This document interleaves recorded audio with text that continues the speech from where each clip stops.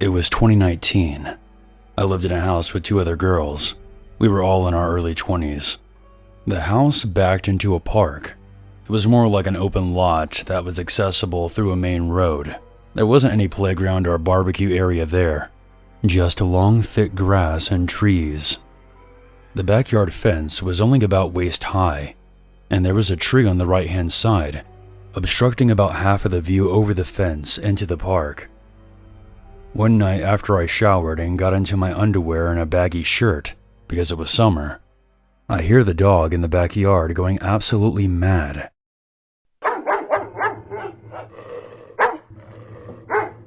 My housemate was not home at the time, and the dog belonged to her. I fly out of the back door and see that he's baring his teeth and snarling toward the fence.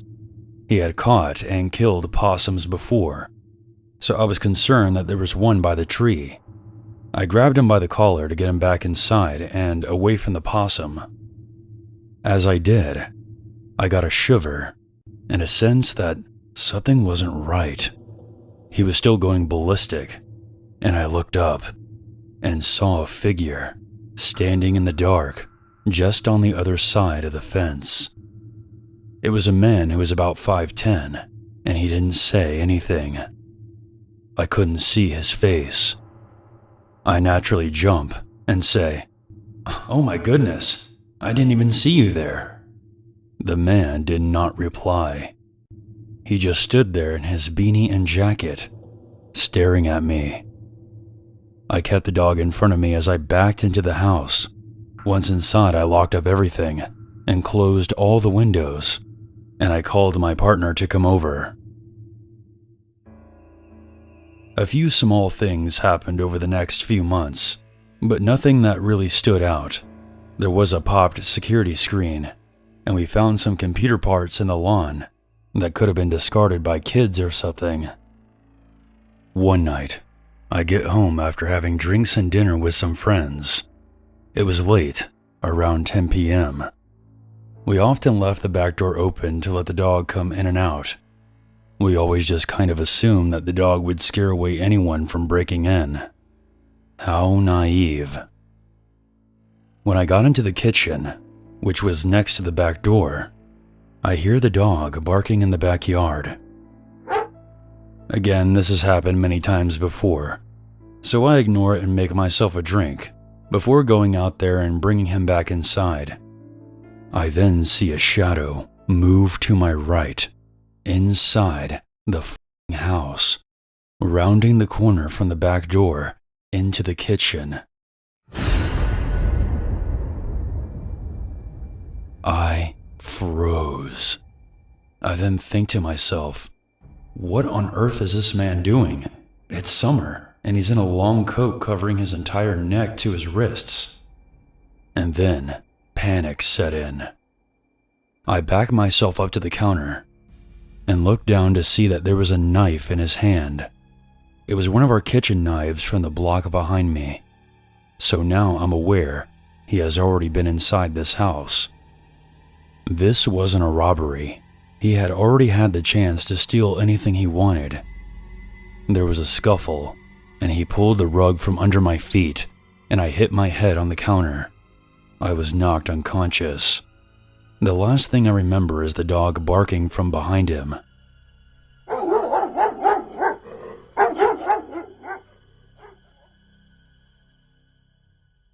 It turns out our scary dog was too afraid to attack him, but he was still doing his best to scare him away. The police and detectives eventually came, but there wasn't anything that they could do, because technically there was no breaking and entering, since our back door was left wide open. This also meant that it would be difficult to determine what he touched. I also seem to remember that he was wearing gloves, but I'm not 100% sure about that. I did have defensive wounds to my hands and some bruising, but overall I was fine. It could have been a lot worse. Nothing ever came of this. The police suggested that we lock our back door from now on and hope nothing like this would ever happen again. I can't be sure if it was the man I saw by our back fence. Around this time, we had a third housemate. One day she asked me for a cigarette because she was stressed out about something. I told her that I didn't smoke, and then she suggested that it must be our other housemate. Confused, I said, "What are you talking about? Neither of us smoke." Apparently, she had been picking up cigarette butts from outside the front and side doors of our house for her entire stay. She never said anything about it because she decided it was something that bothered her, but clearly not us, so she didn't mind cleaning them up. She would leave very early in the morning for work, before either of us woke up, which is why we never saw them.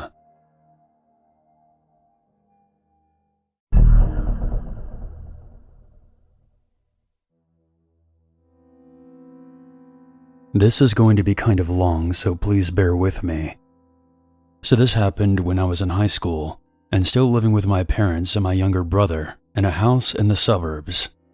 The area I grew up in was very quiet and safe. We lived in the Midwest, and our town was as Midwest as you can get, which means that everyone knew each other. Even the strangers were very kind and eager to help, with some exceptions, of course. Our neighborhood was the kind of place where every third house had the same exact layout, which means everyone was pretty much living on an equal level. For the most part, everyone got along pretty well, and there was hardly any crime since everyone was coming from a similar financial background. So it would be an understatement to say that it felt very safe where I lived. That was until strange things began to happen. At first, it was small things, pretty inconsequential in the moment, but now when I look back at everything, I always made a connection to the strange events that were going on. It started at the beginning of my junior year of high school. One morning I woke up early to put away my clothes. Because I'm weird about these kind of things, I make sure all my dressers and doors were closed before I left, as I was the last one out of the house, and I happened to have a doctor's appointment on that day. I was the first one back. When I came up to my room, my door wasn't closed all the way, and my closet was completely open. I thought it was weird, but I brushed it off. But this happened more than once. I would sometimes be missing shirts or pants after I told myself that I was just being stupid and probably misplaced them somewhere. Another night, after I had gone to bed, I was woken up by the sound of footsteps coming up the stairs.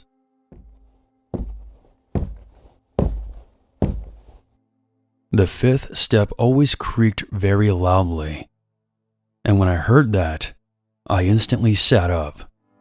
I remember it clearly because I could hear it over my fan. After the footsteps stopped, I checked every room upstairs. All of the bedrooms were on the second floor. All the doors were closed and everyone else was sleeping. All of the doors creak pretty loudly when they're opened in the night, so I would have heard something since I was the only one who slept with their door open. I couldn't see much. Everyone was sound asleep. I stayed awake for a while to try to catch it again, but I eventually fell asleep, figuring that my mind was just playing tricks on me. I asked my family about it casually the next morning, but everyone said they slept through the night. All of these small occurrences accumulated into one of the weirdest experiences I've had to date. It was halfway through the year, and I had driven myself and my brother home from high school. I threw down my bags on the dining room table and laid down on the couch to watch some TV. My brother went downstairs to take the dog out and then play some video games. I could tell by the fact that there were no other cars in the garage that my parents were still at work. So I put the volume on medium so I could hear them when they got back. My parents used to give me a lot of crap for watching TV after school. Everything was fine, and I actually began dozing off when I heard a very distinct thumping sound coming from upstairs. I thought it was just my imagination. I watch a lot of horror films, so I tend to be pretty jumpy sometimes. I went back to my show, but the thumping continued for about 5 minutes.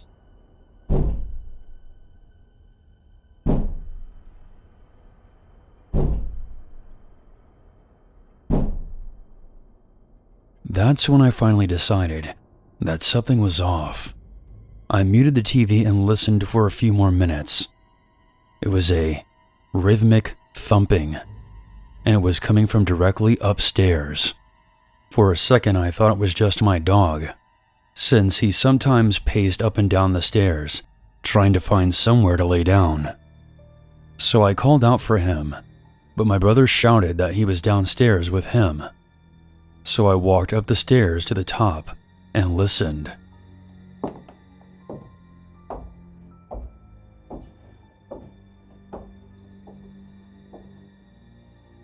The noise was coming from directly above me. I started to get scared when I realized that the only thing above me was the attic. And furthermore, I realized that it wasn't thumping that I was hearing. It was footsteps, like somebody was wearing boots and pacing around the attic. Even though I was thinking the worst, I told myself to be practical. There are only 2 entrances to the attic: a small panel in the ceiling of my brother's bedroom, and a 3rd-story window. I checked his bedroom, and the panel looked like it hadn't been touched in a very long time. We hadn't even opened it since we moved in, because the previous owners told us it was just insulation and wiring. I then thought about how we were having trouble recently with our satellite dish, and my dad had to call a repairman to come fix it. I opened the front door and went around back, but there wasn't anything on the roof. Not that I could see anyway. It was pretty high up. I then went back inside. My brother was standing in the doorway, asking me what was going on. Since he heard the door open, I told him about what I heard and asked him to come check it out with me, just to make sure I wasn't going crazy. When we got upstairs, he gets this weird look on his face and then asked, "What is that?" I felt relieved knowing it wasn't just me. I whispered, "It sounds like somebody is walking up there, right?" He nods and points downstairs, suggesting that we say no more and I should follow him down there. The floors are pretty thin in this house, so in case there was somebody up there, we would want to talk about this out of earshot. Once we were downstairs, I tell him about the roof and the possibility of a repairman being up there, although I didn't see a van outside. My brother shakes his head, saying that the repair people were coming later that week. That's when we decided to call our dad. I explained everything to him. I could tell that he didn't believe us, but was trying to be nice about it. I can't exactly blame him. It was highly improbable for somebody to even want to be in our attic, let alone get up there. He suggested it might have been a bird or a raccoon. We lived near a large patch of woods. I tried explaining to him that no animal could make that kind of thumping sound. If it was a bird, it would have had to have been repeatedly slamming itself into the floor. And even then, that wouldn't explain how the floor was creaking, like somebody was shifting their weight. He said just to wait it out, and that he would be home soon. The thumping continued for well over 30 minutes. I decided to camp out in my brother's room until it stopped. After about 15 minutes, I had to use the restroom. There's one right next to his room, and is still under the attic. As I was washing my hands, I realized that the thumping was a lot louder now, and directly above me. It was weird because before, the thumping was loud when I was in my brother's room. It was like the sound had followed me. Sometimes when I get really scared, I get super angry. So I banged twice on the ceiling. I'm a pretty tall girl, so I used my fist. I then shouted, "What the f*** is this?" The steps then completely stopped. I was confused for a second. Then clear as day, there were 2 loud thuds. Like someone stomping their foot twice very loud. I ran out of the bathroom to my brother, who was coming up the stairs. What just happened? The pacing started again, so I quickly explained everything to my brother. He then pulled out his phone and called my dad a second time. As he's trying to explain everything, I can tell that my dad is still not giving in, frustrated and frightened. I take the phone from my brother, put my dad on speaker, and hold the phone up to the attic, then say, "Listen to this." Suddenly, all the noises completely stop. Absolutely no sound whatsoever. After about a minute of silence, I hear my dad say, "What sound?" My brother and I just look at each other and bolt down the stairs. I tell my dad to come home quick and that we would wait downstairs for him. He then said that he was pulling up the driveway, so we opened the door and ran out to him. After my brother and I explained things quickly and nearly out of breath, to my dad's credit, we did sound a bit insane. He follows us upstairs to where the sound was coming from. But now, there was absolutely no sound at all. And even though we beg him several times to go take a look, he laughs and says that we're just overreacting, and there was nothing there. Taking out the panel might cause some damage to the ceiling. We don't know that for sure because we've never tried to look up there, so he was pretty set on not going up there to check things out, unless he hears it himself. Of course, the steps never came back, at least not when we were around or awake. My brother secretly stayed in my room for a couple of days, because he was still freaked out about the whole thing, and we were never able to prove what happened to our parents. When the repair people finally did come, I noticed that instead of using a ladder, they went around to our backyard and climbed up to the roof from our deck. They were also able to walk around pretty freely up there, and could easily access the window to our attic, which was around the front of the house.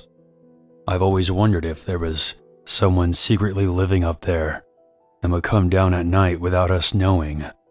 But if that was the case, why would they let us know that they were up there that day? It still bothers me that we never checked.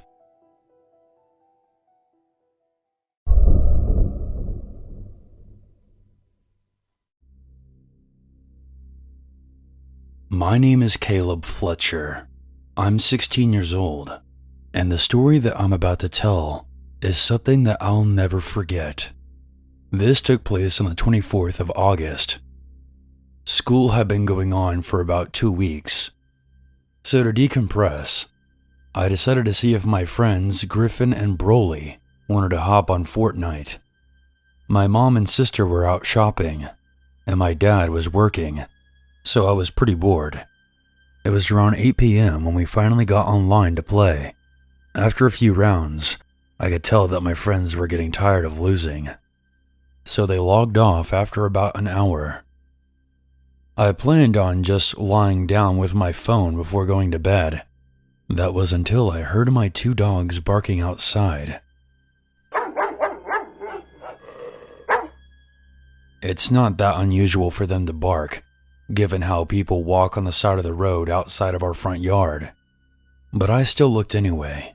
You can never be too careful these days. I didn't see anyone there, but seconds after I looked out of the window, I heard our garage door opening and then closing.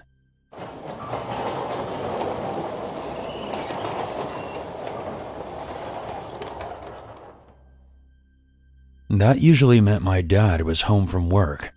However, I thought it was odd that I didn't see his van outside, and he had even texted me earlier, letting me know that he would be working late. I decided to walk downstairs into the dining room to get a better look. From there, I could see that the driveway was empty. At first I thought, oh shit, could it be a ghost? For context, someone had died on our property many years ago when there used to be a gas station here. Apparently an old man put too much air into his tire and it exploded. Now, I'm not the type to go investigate strange noises in the night, so I ran back up to my bedroom and texted my family group chat to ask if anybody was home.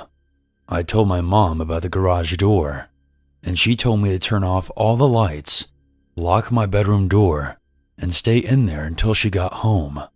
So I did just that. About 15 minutes later, I thought I heard the wooden floorboards downstairs creaking, like somebody was trying to sneak around.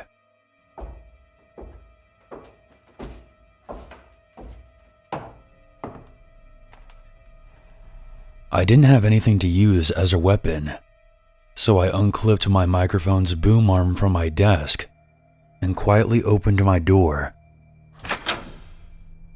I walked onto the upstairs balcony and looked over, trying to see if I could spot anyone hiding or anything suspicious. I then stupidly called out, "Is anyone there?" As if somebody was actually going to answer me. For a second, I thought I was just being paranoid about this whole thing, until I saw the silhouette of someone standing beneath the balcony. I panicked and ran to the closest room, which happened to be the small bathroom beside my room. The intruder must have known that I saw him, because I heard loud footsteps coming up our stairs as I locked myself inside.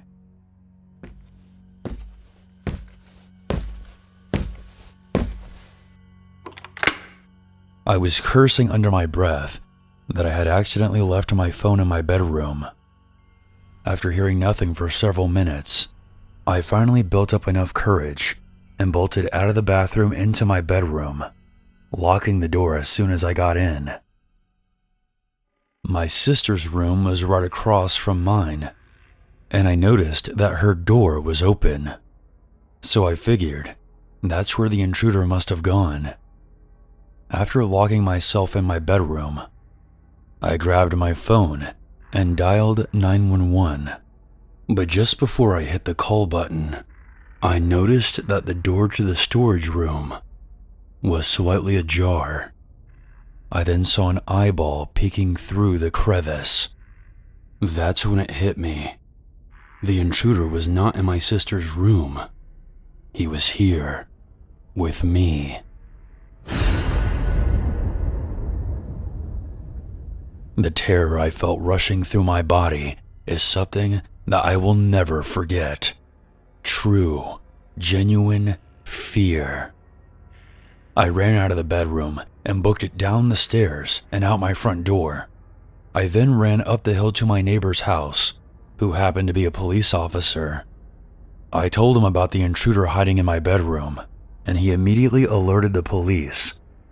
Then he set out to go investigate himself, while I stayed behind with his wife.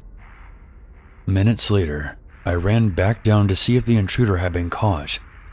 When I entered my house, I saw a tall, skinny man I had never seen before. He had a gray beard and a dirty black coat. He was on the ground, being handcuffed by my neighbor. Ever since that night, I'm no longer allowed to be home alone anymore, and we have upgraded our security around the house now. My family is just happy that I wasn't hurt and are very thankful for my neighbor's bravery. I don't wish an experience like this on anyone, not even my worst enemy.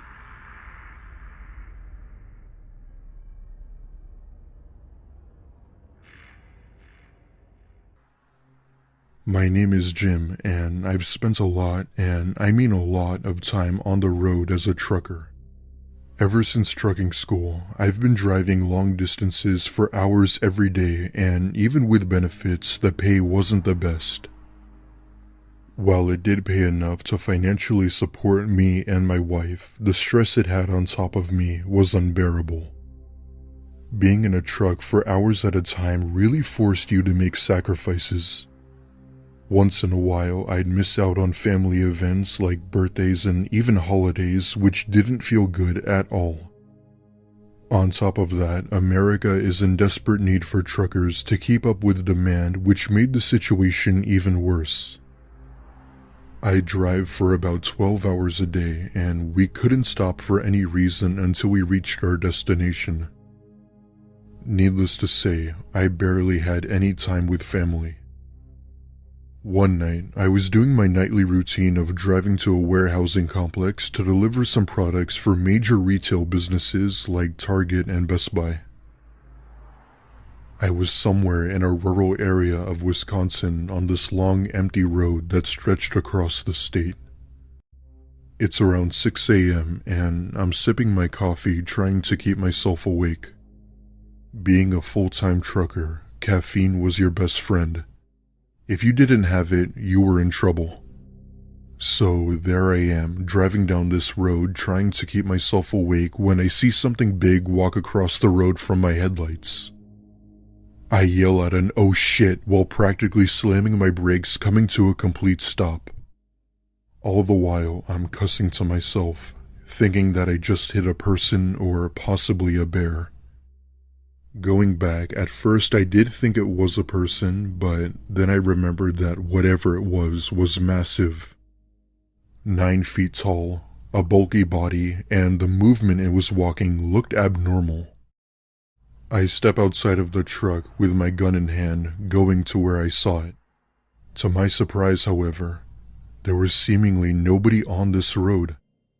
Nobody walking, no roadkill, no nothing. The only thing I did see was faint tire marks on the road from me hitting the brakes too hard. I call out for anybody who might have been nearby, but got no response other than the sound of wind picking up and the truck engine. I get back inside and continue my route, managing to finish it within a few hours, but couldn't get what I had just seen off my mind. Later that same day, I call up one of my other fellow truckers and tell him about what I had just seen on the road. It turns out that he had experienced things that were similar and that it was likely a hallucination given that I was tired. Thankfully, I have a camera that sits next to the interior and was thankfully able to capture a brief second of this creature before it went out of frame. The photo will be on screen now. As you can see, the camera quality isn't that great, but it was likely due to the condensation on the front windshield. Because it was a single road with forest on opposite sides, there was a pretty good chance that it was an animal. My only question is what kind of animal 9 feet tall walks on 2 legs? I don't know if it was a person, I don't know if it was Bigfoot. One thing I do know was that I wasn't imagining it. My name is Sarah, and this happened to me a few years ago when I was a sophomore in college.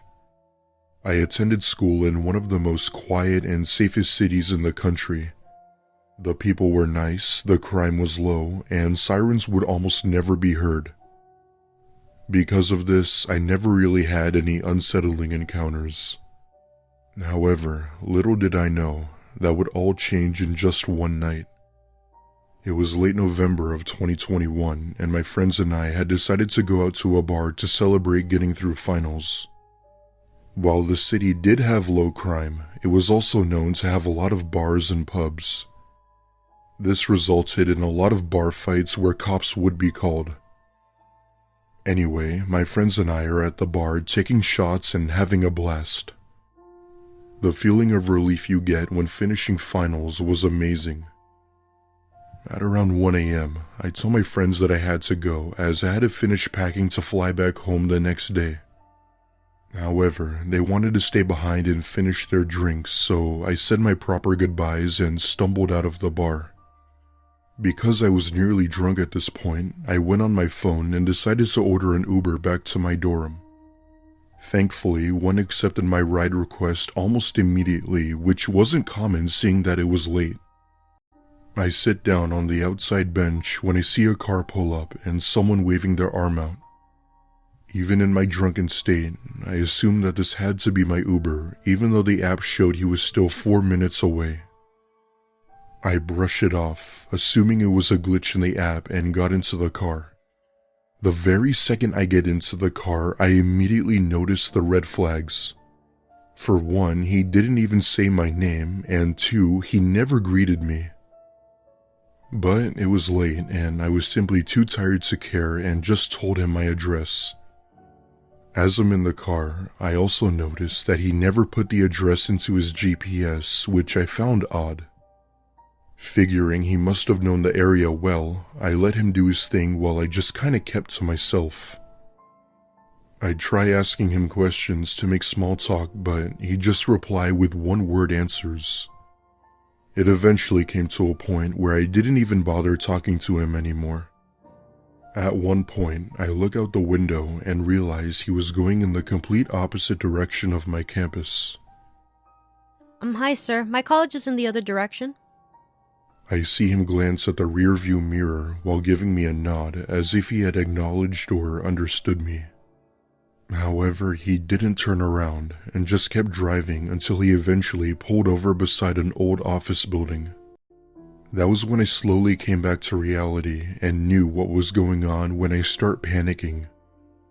The fake Uber driver gets out and tells me to stay put while he goes around the building. I have no idea who or what he was going to get, but whatever it was definitely wasn't good. I grab my cell phone and see that I had several missed calls and messages from the real Uber driver. I knew I didn't have a lot of time, so I slowly open the door and start running while trying to keep my balance. There weren't many people in this part of the city, so I ran into a nearby shop that was still open where I called the cops. I'd say within a few minutes, 2 police cruisers pulled up to the office building, but the car that was there was gone. They questioned me and made sure I described the car's description in perfect detail. I'm still unsure if they ever found the car or not, but I'd like to think that they did. A month after this incident, I saw a chilling news report about a couple who had gone missing getting into a car they thought was their Uber. The boyfriend's body was found 20 plus miles away. The girlfriend survived even after suffering from severe bruises. The news said it was someone they apparently knew, but I've always wondered about that. As of now, the car has never officially been found, and the driver has never been identified. For a little bit of context, this happened on July 4th of 2019. I had just started doing both Uber and Lyft as a side hustle to make some extra money for my boyfriend and I. It wasn't the best paying job, but flexibility was through the roof, and you didn't have people telling you what to do.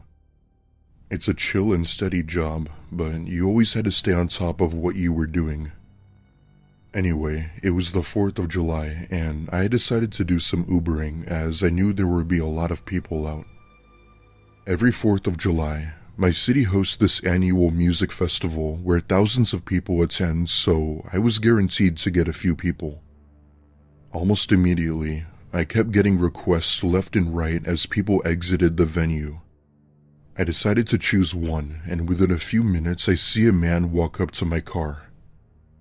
He asked if I was his Uber, to which I replied with a yes. He gets in the back seat, and right away, the strong smell of marijuana hit me like a brick.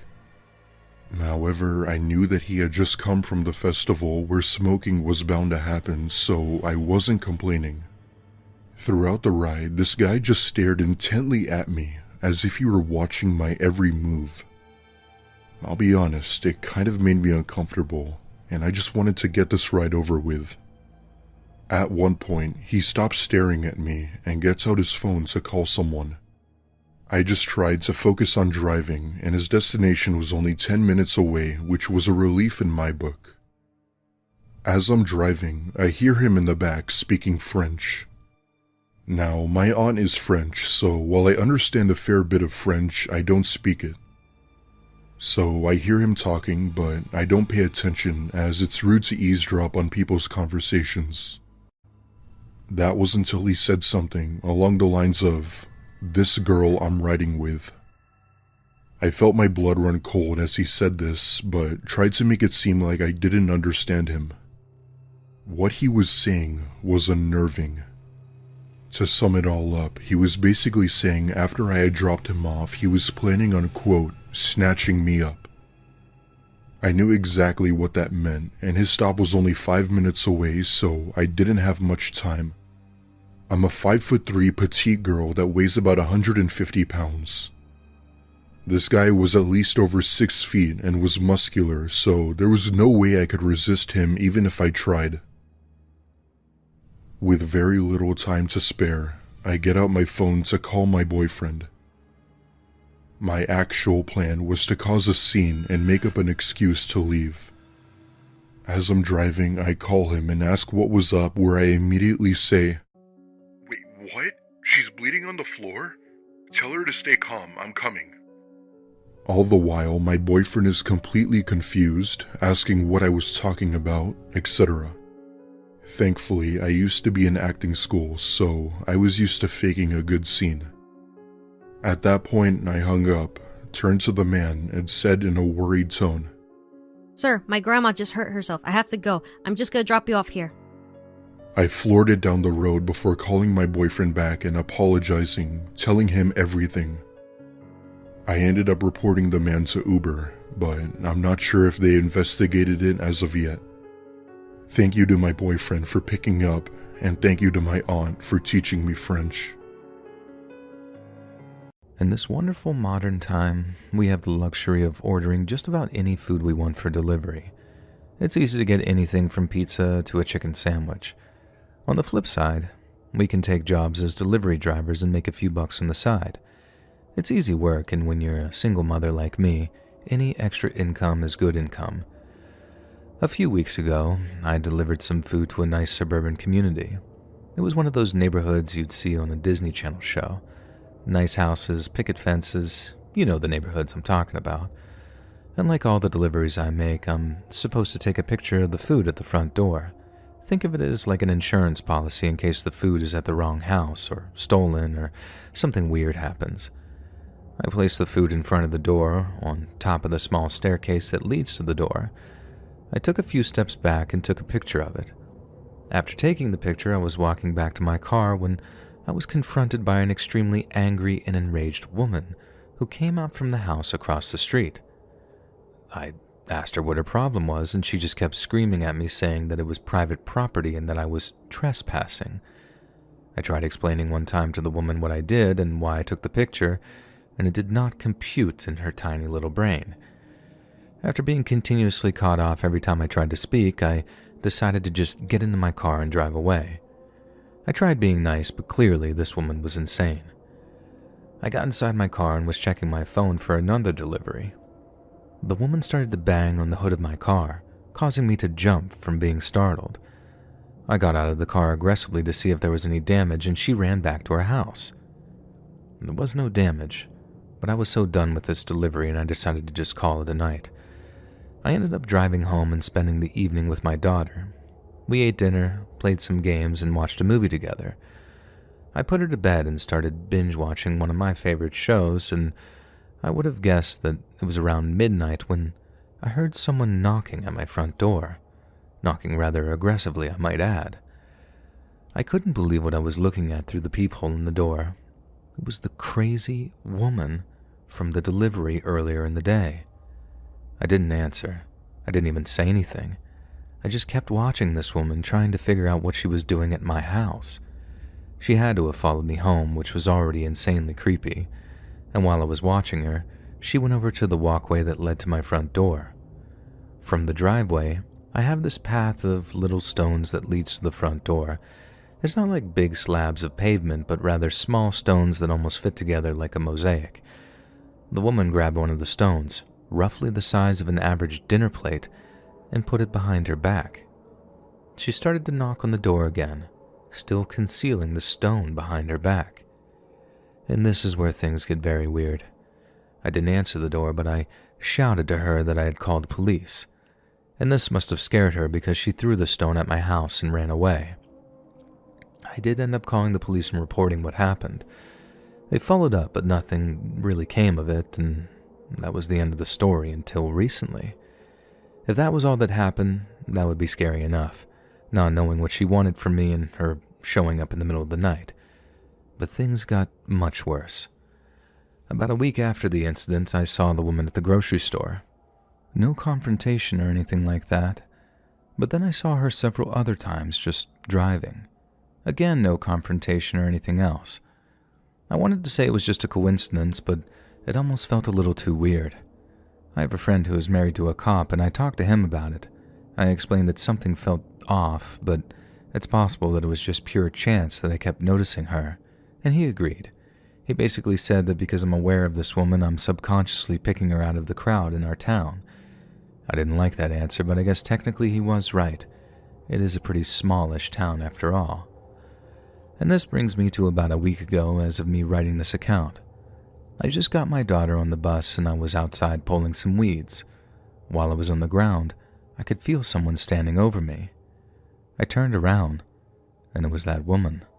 The same damn woman from that stupid delivery. I was completely vulnerable in that position and I didn't know what to do. And she said in a sort of soft but angry voice, "You're a monster for calling the cops. You're a trespasser." I noticed that she had one of my stones again, and without thinking, flight mode kicked in, and I got up and ran as fast as I could. She actually tried hitting me with a stone, but she missed. I ran inside and locked the door. I called the police and told them that she was back and trying to hit me with a rock. The police showed up, and this time, they arrested that crazy woman. It turns out that that woman had some pre-existing history of mental health. I'm not exactly sure what it was. And because this is so fresh, I don't exactly know what happened to her. I saw her get taken away in the back of a squad car because she was still at my house when the police came. And I just hope this nightmare is over. At least for now, it seems to be over. I just hope that she gets the help that she needs and that I never have to see her crazy face again.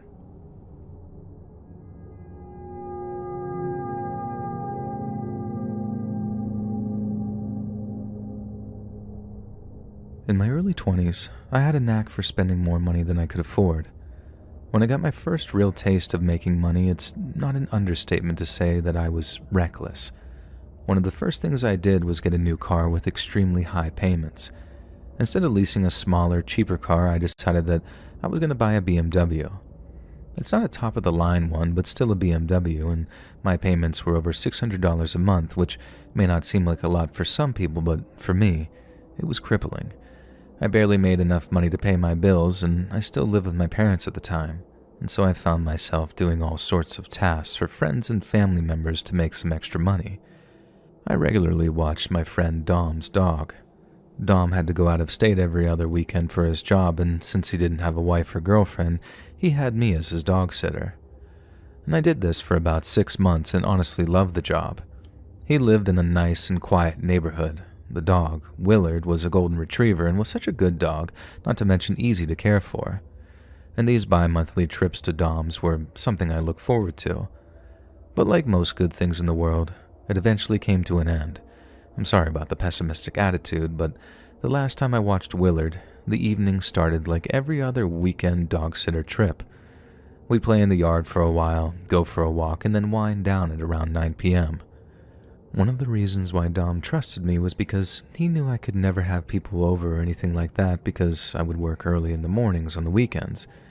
Usually I would be asleep around 10, but on this Saturday night, I was invested in a movie that ended a little after 11. The movie was Inception, just in case you were wondering. And after the movie, I let Willard out while I got myself ready for bed. I always felt weird about sleeping in Dom's bedroom, so I would usually sleep on the couch with the dog. Just as I was getting comfortable, the doorbell rang. I looked at the clock and it was about 11:16 p.m. My mind immediately went to someone in Dom's family. I couldn't imagine anybody else ringing the doorbell in his neighborhood at this hour, and I rushed to the door, and standing on the other side was a young man, most likely in his early 20s like me. He looked clean-cut and didn't have a threatening presence about him, and I opened the front door but kept the outer screen door shut and locked. And talking through the screen, I asked him if I could help him with something, and he didn't seem weird or sketchy. And in a very confident voice, he said to me, "Hey man, I got the food you ordered."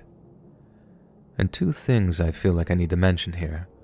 1, this was before all the food ordering apps, so your food never just got dropped off at the door. You had to physically go and pay for the food at the door and have an interaction with the delivery driver. And 2, you're probably assuming that Willard is like most dogs and that she's barking like crazy at someone ringing the doorbell. Well, she isn't like most dogs. Not only did she not bark, but she stayed on the living room couch the entire time I had an interaction with that delivery driver. I was kind of annoyed by this more than anything. I definitely wasn't scared. I mean, why would I be? I had no reason to believe that this was anything other than just some mistake. I explained to the guy that he had the wrong address and that I didn't order any food. We had a quick back and forth, and then we figured out that the delivery was for a different address and he accidentally went to the wrong house. The guy started to apologize and I told him not to worry. While he was apologizing, I noticed that his car was filled with 3 other people, 2 in the back and 1 in the passenger seat. I thought that was pretty weird. I never noticed delivery drivers have anyone else in the car with them, let alone an entire carload of people. We finally wrapped up our conversation and locked the door. I made my way back to the living room and tried to get myself comfortable again, and I was a little annoyed, but I understood accidents do happen. Not 2 minutes later, the doorbell starts ringing like crazy. You know that annoying sound of the bell just ringing non-stop? Well, I jumped up and ran to the door. It was the delivery driver, and now he looked a little bit more panicked. I didn't open the front door but shouted through the window beside the door. I asked what he wanted, and he told me that he accidentally hit my car in the driveway while he was trying to leave. And before I could answer, he put his head down and said in an almost ashamed voice, "I'm sorry, man, but it looks like there's a little damage. I hate to bother you, but I think you should take a look." Now I was furious. I opened the front door and started following the delivery driver down the driveway toward my car. I didn't even put shoes on. Several feet from the car, I noticed something strange, though. His car, which was filled with passengers just a few minutes ago, was now empty. I stopped abruptly, and the delivery driver told me to keep going, and that the damage was on the other side of the car. It may have taken a while, but finally I started to get the feeling that something just wasn't right. I told him that I wanted to go back inside and grab my shoes. I started to walk back to the door, trying to pretend that everything was fine, and just a few steps into my walk back, I heard a noise to my right. From the brush on the side of Dom's house, 2 people emerged wearing hoods. I started to jog towards the front door. On the other side of the house, another person started to run full pelt at me, and at that point I began sprinting toward the door. I was inches from the house and one of the men tried to tackle me. Thankfully, he was just far enough away that he made contact with my ankle, but it wasn't enough to trip me up. I freaked out, got inside, and locked the door behind me. That tackler was immediately at the front door, banging and trying to open it. I was able to get a glimpse of the man who tried tackling me. He looked like he was tan, a skinny guy with a buzzed hair. He had a scruffy beard and a tattoo of some tiger on his neck. I grabbed my phone and called the police right away. I stared out the window while I was speaking with the dispatcher, and I saw all 4 of them standing near my car. I told dispatch what had happened and gave them a very detailed description of the delivery driver and the tiger tattoo man, and I watched all 4 men get into the car and drive away. I was able to tell the police that it was a red Honda Civic, and the police eventually showed up and took my entire statement. But what's frustrating for me is that even with all the details I gave the police, they never caught any of these dudes. But what's most frustrating is that I have no idea why I was targeted. I didn't recognize these guys, and when I told Dom about the incident, the appearance didn't sound familiar to him either. It's scary what can happen out there in the world when you least expect it.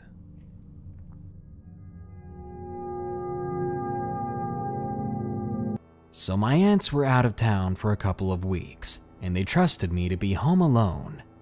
They didn't have anything to worry about. I'm not the partying type. I just like to go to work at a local store in my hometown, go out to eat, get cleaned up, and go to bed.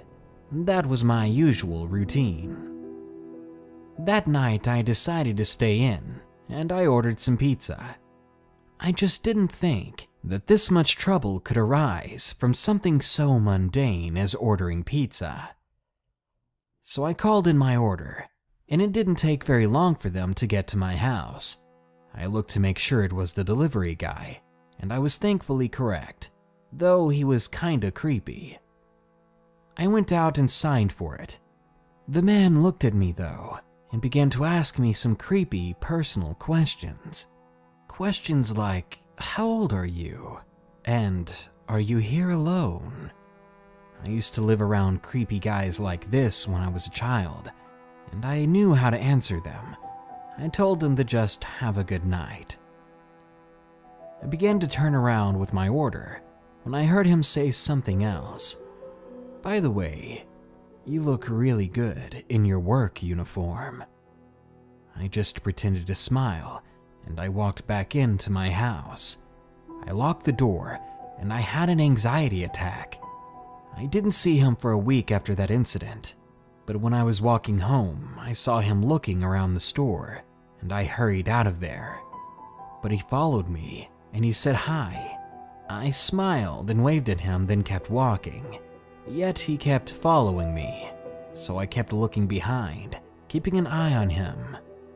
I walked into a gas station that I always stopped in after work. The manager there knew me very well. I told him the situation, and he told the man to leave me alone before we had a problem. But the manager of the gas station told me what the guy had said back to him, and that's the scariest part. The guy just smiled before walking away. He said, nothing to worry about. I'll have her alone soon." Luckily, nothing more has happened since then, but I have my guard up, ready for anything. At least, I hope I'm ready. I'm a 20-something guy living in the middle of Tennessee. Before this bizarre experience, I'd been going to college full-time to be a paralegal. One day, though, my mother broke her hip after falling down the stairs. She was 52 at the time, and my dad had passed a long time ago, so it was on me to take care of her. We didn't really have anyone else. I was forced to make myself a part-time student because I would have to get a job to help her afford some of her medical bills. At the time, thanks to my late dad, I had a fairly new car, and I figured it'd be fun and easy to deliver pizza. I loved to drive. Where I lived, there was a lot of scenery, and sometimes I even went on drives just for the sake of it. As you can probably guess, it was easy to get the job. I just applied at a few local places and called each of them the next day. Before I knew it, I was delivering pizzas wearing a Domino's hat. Delivering pizza wasn't hard. I can be completely honest with you about that. But delivering can be insanely stressful. You've got to get there at a reasonable time. You keep hoping that the order was made correctly, because you can't just send it back to the kitchen when you're miles away from the restaurant. And last but not least, you find yourself praying that your next customer isn't a prank or a complete jerk. I can't tell you how many jerks I've delivered to. Jerks who didn't want to pay because I wasn't able to give them one more pack of Parmesan cheese. Well, there came a day when I had to deliver a large pizza to an address I did not recognize. The place was about 10 miles away from the restaurant in an area we all infamously called the Boondocks. It was an area that I'd personally never been to, but when I saw it on my drive, I would describe it as a country region of town where there's only a single trashy house every 5 minutes on the road. And I'm not trying to be rude. These places looked beat up, old, and ransacked. It was honestly hard to believe that people still lived in those places. I was fully expecting at any moment to witness a drug deal, or to have someone step out in front of my car to stop me and try to sell me meth. Needless to say, it was a bit of a creepy place. Given that it was getting dark out fast, I was ready to get the delivery over with. I arrived at the customer's address rather quickly, thank God. Luckily, this house was far cleaner than all the ones previous. It was a small white home with a short paved driveway and a seemingly untouched screen door in the front. The yard was well kept and clean, and the grass looked to have been cut recently. Also, there were no cars in the driveway, but I still assumed someone was home to pick up the order. I got out hesitantly and I grabbed the pizza. The carrier was still hot enough to burn my skin if I held it in one spot for too long.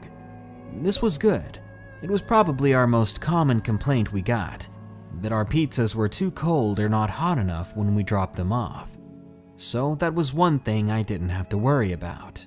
With some flimsy confidence, I began to walk up to the screen door. When I was nearly at the porch, I could now see a faint light through the front window, and that's when I saw the silhouette of someone looking out at me. Someone standing there, watching me walk up to their door. Good, I thought. This will be quick. I made it to the front door, cleared my throat for whatever reason, opened the screen door, then knocked on the wooden door. With the first knock, the door slid open. The door hadn't been closed at all, so when I knocked, it opened further. But I swear, there's no way it should have opened that much from a single light knock, because the door, in a matter of seconds, was wide open. I could now see inside. I could see the faint lighting from what appeared to be 2 dim lamps in the living room. I could also see a small, maybe 28-inch TV in the living room, displaying a silent, flat blue screen. For several seconds, I didn't realize that I was holding my breath. I could feel goosebumps coming up on my forearms. What in the world was going on here? Hello? I said. It definitely wasn't loud enough to get anyone's attention, though. So instead, without stepping through the doorway, I knocked on the open door, hoping to let someone know that I was here. I waited for at least 2 minutes, but I didn't hear a soul. Nobody walking or talking in the house. No sign that anyone lived there. I stood there, frozen and silent, trying to listen. "Behind you," a voice whispered. I felt breath on the back of my neck, cold, chilling breath. Immediately, I spun around. I did it so quickly that I dropped the pizza inside its carrier, but I didn't care. I ran back to my car and was ready to peel out of there. But I made the mistake of looking back at that dang house. I saw it in the window. The silhouette of a person standing there, still watching me. Except now, they were waving. I hauled tail out of there. When I made it back to the restaurant, I was written up for failure to deliver and for losing my pizza carrier. I thought I was going to be fired, to be honest with you, but I think my manager just went easy on me, as she knew the situation with my mother. On one of my rare days off, one of the days I didn't have to work or take care of my mom or go to school, I went back to that strange neighborhood. I found that house again, but it took me a while to be sure that the place I was looking at was really the same place. Because even though it had been about 2 weeks since the incident, the place was a wreck. The screen door was hanging off of its hinges with holes in the screen. The white paint on the outside was now an off-white or nearly yellow, with patches of chipped paint. And the lawn was now a jungle with random auto parts scattered about. I gathered my courage and drove back to the nearest neighbor I could find. I knocked on their door and excused my intrusion. Then I asked them if they knew anything about the strange house. To my surprise, they did. The house was the home of an old man who struggled with his drinking. Apparently, he drove his kids away from frequent abuse, and once those kids left his life for good, he took a shotgun and ended his own life. I was covered with chills as I listened to the story. It was like some sort of ghost story you'd see on TV or hear from an urban legend, but this was real. I'd lived through it. After the man told me that that house hadn't had electricity on for the past year, I thanked him for the information and I bid him good day. I stopped delivering for Domino's after that. I didn't feel like delivering to any more strange places, and I got a better job offer as a manager at a local Subway. Still, sometimes I get a chill on the back of my neck, and I can't help but think about that voice saying, "Behind you." I'll be the first to admit that I used to be a major asshole. I used to make a living as an armed robber. No joke. And I was mostly targeting big chains with cash that was on site. This is sort of a confession. Their employees never gave a crap to really do anything, whereas you rob a mom and pop shop and you tend to get less mom and more pop, pop, pop, if you know what I mean. I'm trying to make light of it, but either way, I robbed places because I was addicted to heroin. I did just about anything and everything I could get my hands on, but my main thing was H, and to get it, I had to roll with some pretty terrible people. It wasn't so bad if I was around my home turf. I knew the right places to go and the right people to talk to. But whenever I was off on business, which tended to be frequent as you don't want to poop where you eat, as they say, I had to attach myself to certain other folks if I wanted to get what I needed. And I mean it, man. I rolled with some very scary dudes back in the day, but none as scary as Tyran and Lash DeFore. The one and only time I met one of them was when I was down in Georgia, running drugs for some biker gang down there. The DeFores used to make this really killer meth, military-grade shit, but they only ever sold in bulk from this compound that they had out in the sticks, and they only ever met you in this one place, away from their cookhouse so no one could find it. It was hard to get a hold of them, even harder to put an order in for a shipment, as they usually sold everything to this group of guys down in Florida to keep their profile low. But this one time, I get told to drive out to that drop site and wait until either Tyran or Lash showed up with the shipment. And so, I drive out to the place, wait there a while, and then this big shirtless dude comes walking out of the woods carrying a backpack. The dude is covered in tattoos with what looked like a really bad hair dye job, but what I later learned was the fumes from him cooking so much bleaching his hair. Anyway, he walks up, looking like I'm something that he found on his shoe, and we make the exchange before he starts asking about people that I'd never even heard of. And the dude was completely whacked out on something, because he kept, staring at me in confusion whenever I'd say, "Dude, I don't know who you're talking about here, sorry." He seemed, mad at first, like I was lying to him or something, but then, on his last name, he just started laughing as if to be like, "Whatever, dude." And after that, he walked off back into the woods to wherever the hell his compound was, and I drove back to the shop to drop the shipment and collect my payment. A couple of hours later, I'm linking up with a buddy of mine to score some H when I start telling him about the creepy spacey dude that I met out in the woods. The second I get to telling him about this guy's tattoos, he starts asking if I knew the guy's name. Then when I told him it was either Tyran or Lash, he starts making faces as if to say, "Hot damn, you just walked into the lion's den and only got out again by the grace of God." And my buddy then goes about telling me about everything he knows about the Dufour brothers, and everything he'd heard anyway. So these Dufour brothers lived out there in the woods in some hidden compound that they'd built with their own hands, completely off the grid. It was just a lab, cookhouse at first, and all the necessary equipment, but I guess they got sick of driving to and from all the time, and decided to just live out there full time so they could work whatever they wanted to, day or not, without any interruptions whatsoever. And according to the guy I hooked up afterwards to score some H with, the way the Dufour brothers guaranteed no interruptions was to booby-trap the surrounding area with the kinds of stuff that you only see in Vietnam movies. Spike pits, swing and trigger traps, and they even had tripwire grenades strung up in the trees where only Lash or Tyran could see them. I was told that every so often a deer would trigger one of the traps, and that mostly that's how they got their food. But to keep the people at bay, the Dufours had to get a little more creative. The devil traps, I heard them called bird traps too, they look like those little stickmen things from the Blair Witch movie. I don't know how creepy people would find them these days, that movie's 25 years old now, but they sure would have worked on anyone who'd seen that movie. I remember listening to all that and thinking, Sure, they sound dangerous, but at least they just want to be left alone.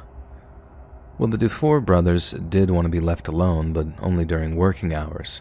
The trouble was, they weren't exactly the men-about-town types.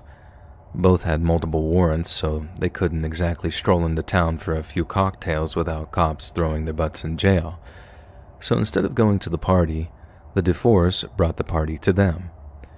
And they were swimming in cash. Crystal, they sold LSD, so they used to get a whole bunch of girls out there to spend a few days with them whenever they wanted to party. Professionals, you know what I'm saying? They were there to smoke bowls and get paid, but they always got way, way more than they bargained for. No girl ever went twice. They wouldn't. They had to get these new girls in, ignorant ones, or ones who knew that they could spend a few days getting high as a kite, if they could only put up with Tyran and Lash's proclivities, I'll just say. My buddy said that he didn't know exactly what they used to get up to, but that he had heard from one girl that the Dufour brothers liked scaring girls that they had delivered to him. They used to dose them up with a bunch of drugs, and then do all kinds of things to them, try to make them lose their minds. I heard some really weren't ever the same again, and that some of them disappeared afterwards, wanting to get as far away from the Dufour brothers as possible. I heard they were into some weird religious stuff out there too, something like Santeria, but probably a lot more like devil worship by the sounds of it. Supposedly, Lash and Tyran used to get high as hell, light fires, cut the heads off of animals they trapped, and then drink the blood in these messed up, meth-fueled ritual-type binges. They had all kinds of old books lying around on witchcraft and Satanism and how you can, open up portals with your mind if you think on it real hard. All kinds of crazy crap like that. I think Lash had all sorts of devil tattoos too. Like it wasn't just a style thing for him. They really believed it. I mean, they always said those boys were crazy, and with all the drugs and crystal meth out there, I can believe they smoked themselves onto another friggin' planet. Another time, someone had to go back to their compound for some reason, and after avoiding all the booby traps and all of that, they found Lash Dufour had a friend with him. Whoever it was hadn't seen this new friend around before, which was weird because it was usually only people they really trusted that ever saw the compound, and he'd been working with them for a year by then, so that was to be expected.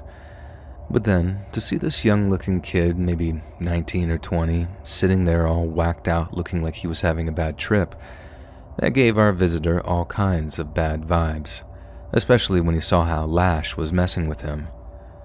The kid didn't seem like he was having fun at all, and he even got up and tried to get away.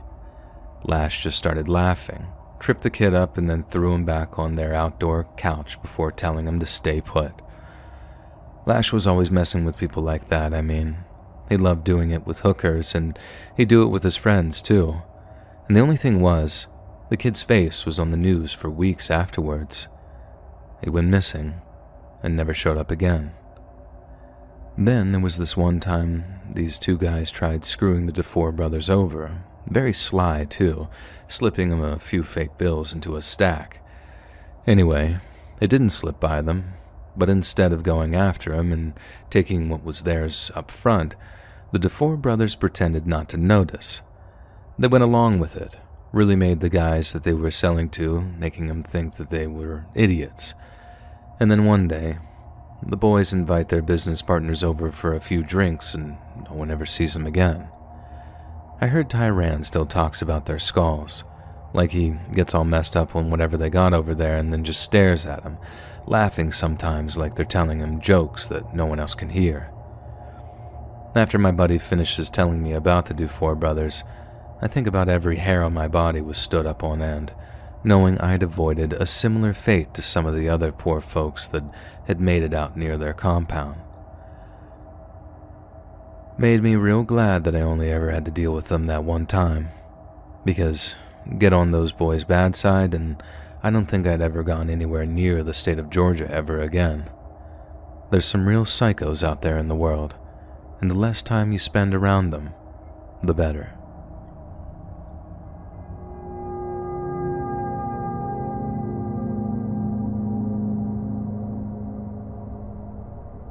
I grew up in this one-horse town out in Kansas.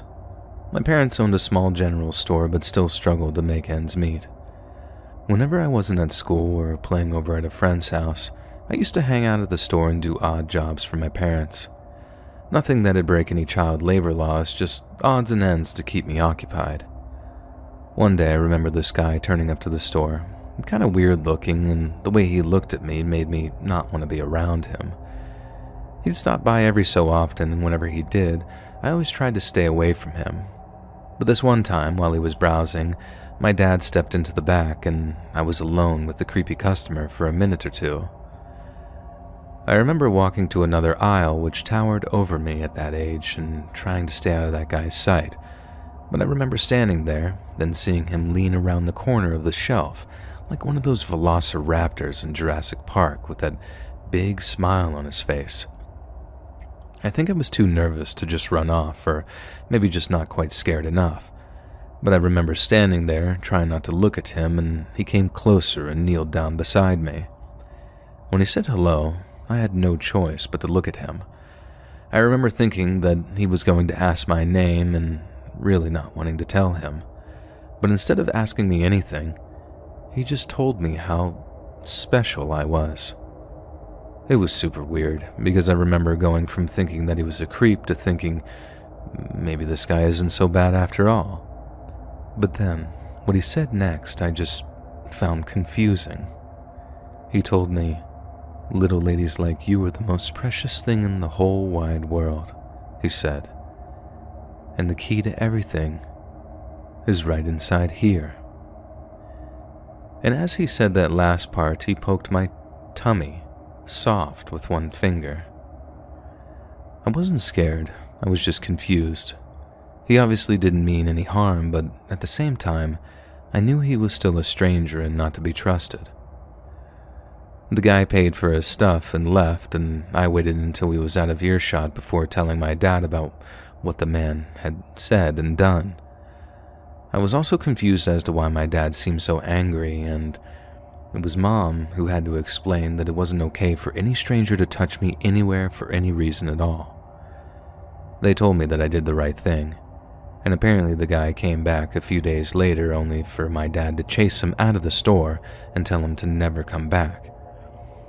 A few years go by and I was still too young to really remember this, but Mom and Dad said that one day the creepy guy's face was all over the papers after state troopers had raided the house that he lived in out in the middle of nowhere.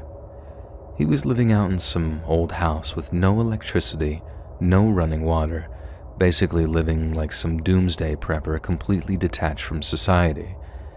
And with him were a bunch of female relatives, ones that he was inbreeding with. I think they must have rescued about half a dozen of those girls, most of them products of incest, and even though it was a huge story, my parents managed to keep me pretty sheltered from it until I ended up finding out on my own. I was much older then, but it wasn't much easier to take realizing what the guy meant when he said, "The key to everything is right inside here." And it makes me sick to my stomach that people like that are just existing out there like they do. And it makes me feel even sicker that I had one of them lay his dirty, rotten finger right on me. I suppose he thought that he was letting me in on a little wisdom of his, when really, he was showing me what a sick, evil bastard he was deep down.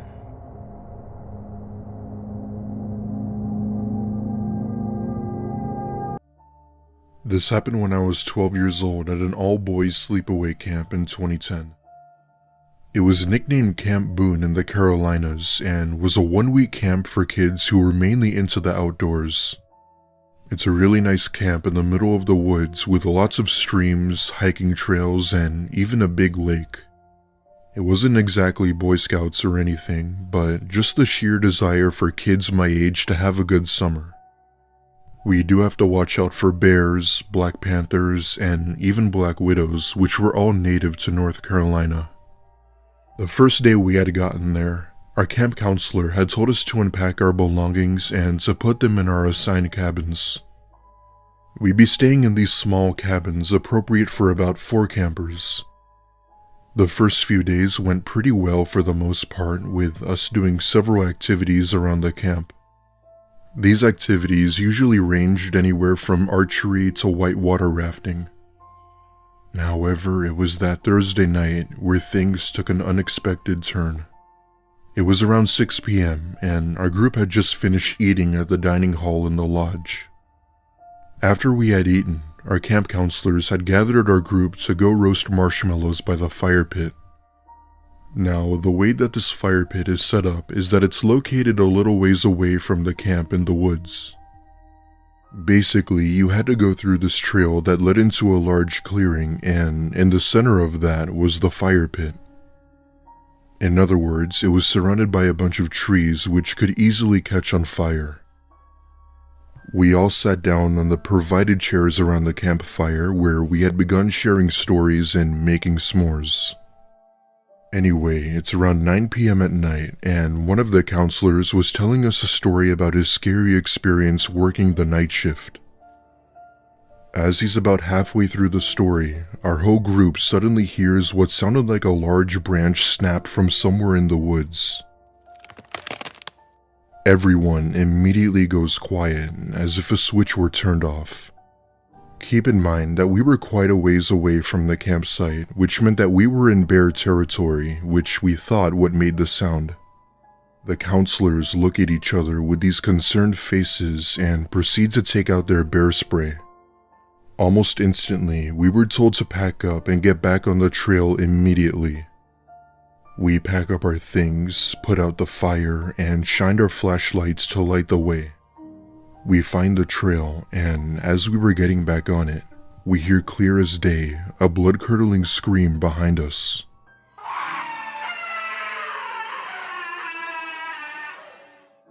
Almost instantly, everyone comes to a complete stop, and we shine our flashlights by a few trees where we heard it.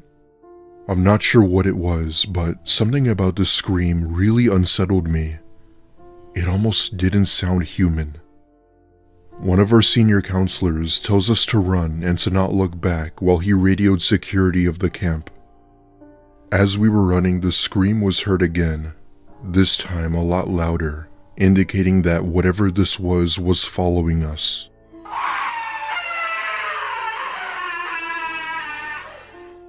We run for a good few minutes with some of the younger campers nearly crying before we got back to camp.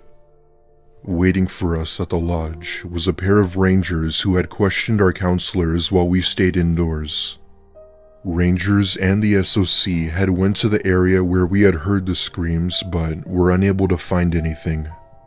This meant that whoever or whatever it was never followed us out of those woods. For those of you who don't know what the SOC is, it's basically the Police of the Woods, which stands for the Summit Operations Center. They basically get dispatched for situations if someone goes missing, a threat to the camp, or any natural hazards.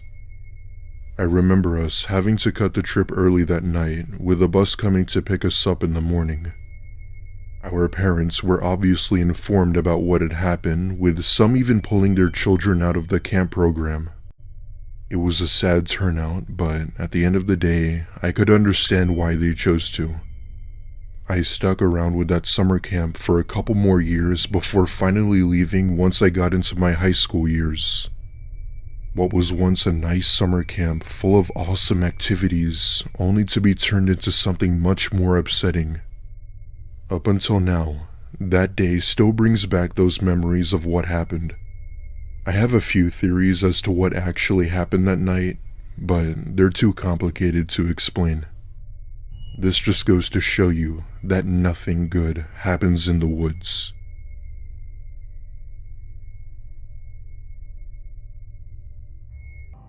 This happened back in 2006 at a sleepaway camp in rural Georgia.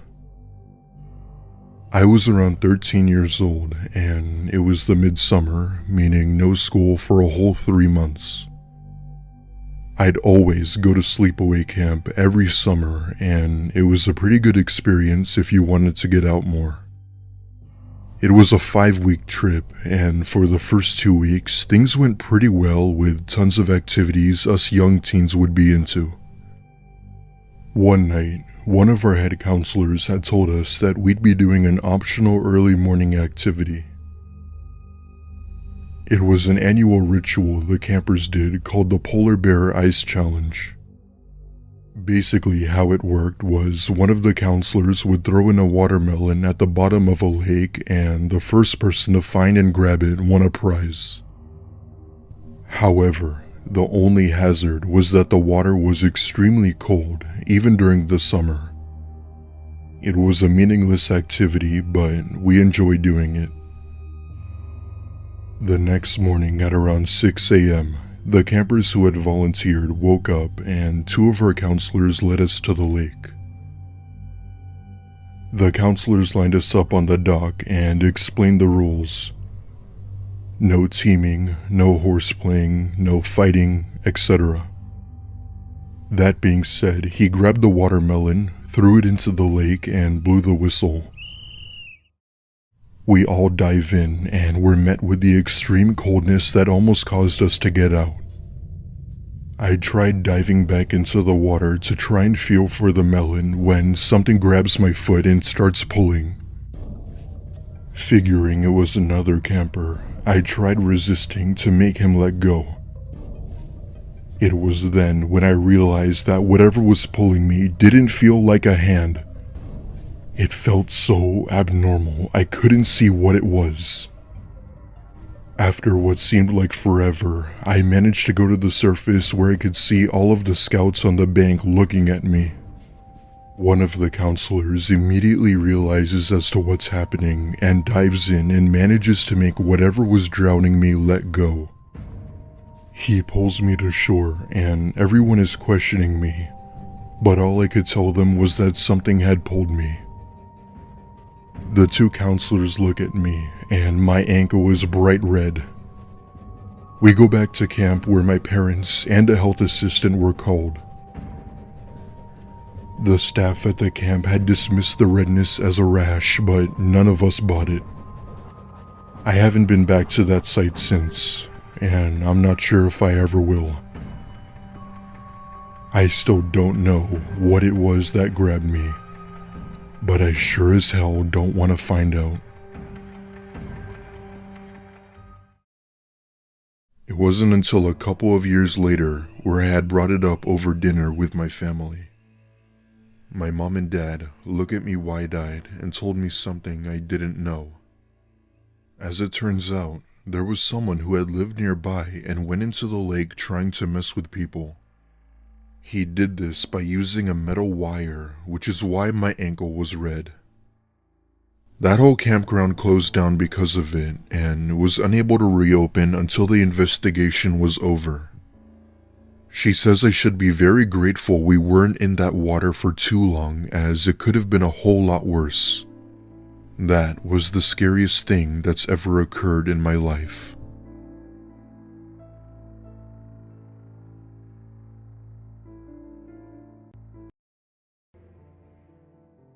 This happened 2 years ago, and it still puts me on edge thinking about it.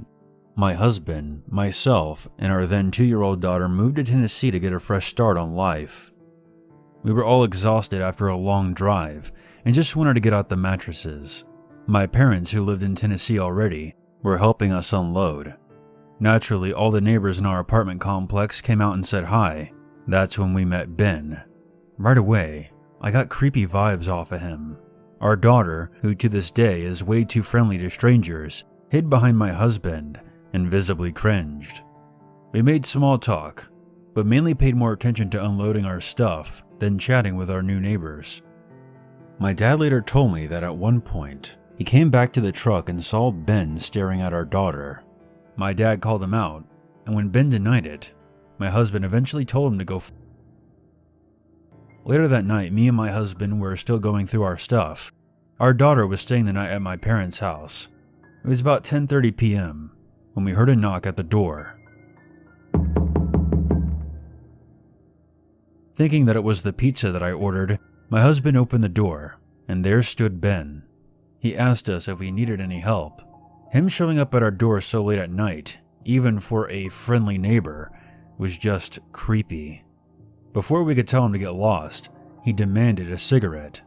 Not only was he a total weirdo, but now he was just being plain rude. Neither of us smoked, and when we told him, he got a bit pissed. He started yelling and screaming at my husband and began pounding on the wall. This guy was unhinged. Thankfully, our landlord lived across the way from us at the time and came out to tell him off.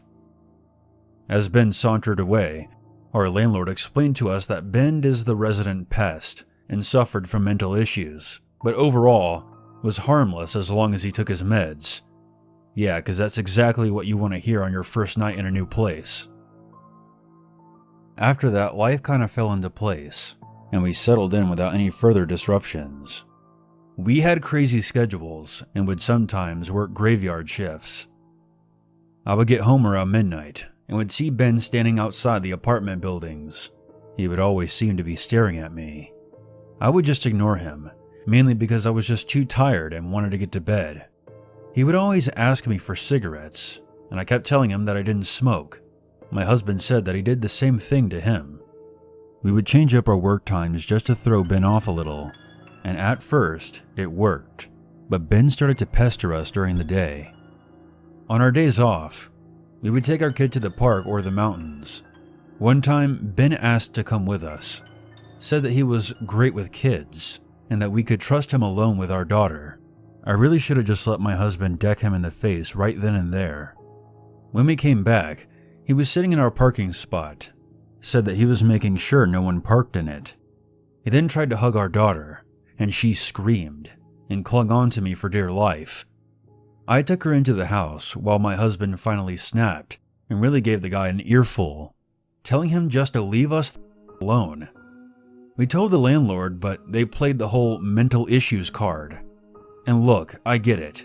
Mental illness is never fun to deal with, but he was constantly harassing and terrifying my daughter, and we have a duty to protect our family. It got to the point where my daughter didn't want to go outside because the bad man would be out there and stare at her. We threatened to cut our lease if something wasn't done about it. I began talking to my other neighbors, and everyone seemed to have the same type of experience. One of my neighbors told me that he and another neighbor saw Ben staring at some of the young girls wearing bathing suits and short shorts by the community pool, and they chased him off. They reported this to the landlord, but nothing was ever done. After about a month, things had quieted down. Ben wasn't spotted outside anymore. In fact, no one really saw him. We figured he moved away or something. Good riddance. We were thinking about moving in with my folks, while we saved up the money for a real house. One night, I came home from work early. My husband was out of town because of work, and my parents had taken our daughter to visit some family. I decided to play Saints Row 4 and relax after working an 11-hour shift. I was deep into the game when someone knocked on the door. It was about 10 p.m. at this point. If anyone was coming over that late, they would have called or texted first. I got up to see who it was. Before I got to the door, the knob began to shake violently. Then I heard Ben screaming, "Let me in! Open this goddamn door!" The heavy knocking turned into him slamming his shoulder against the door. He was screaming like a deranged madman. I grabbed my phone, the sharpest knife that we had from the kitchen, and hid in the closet.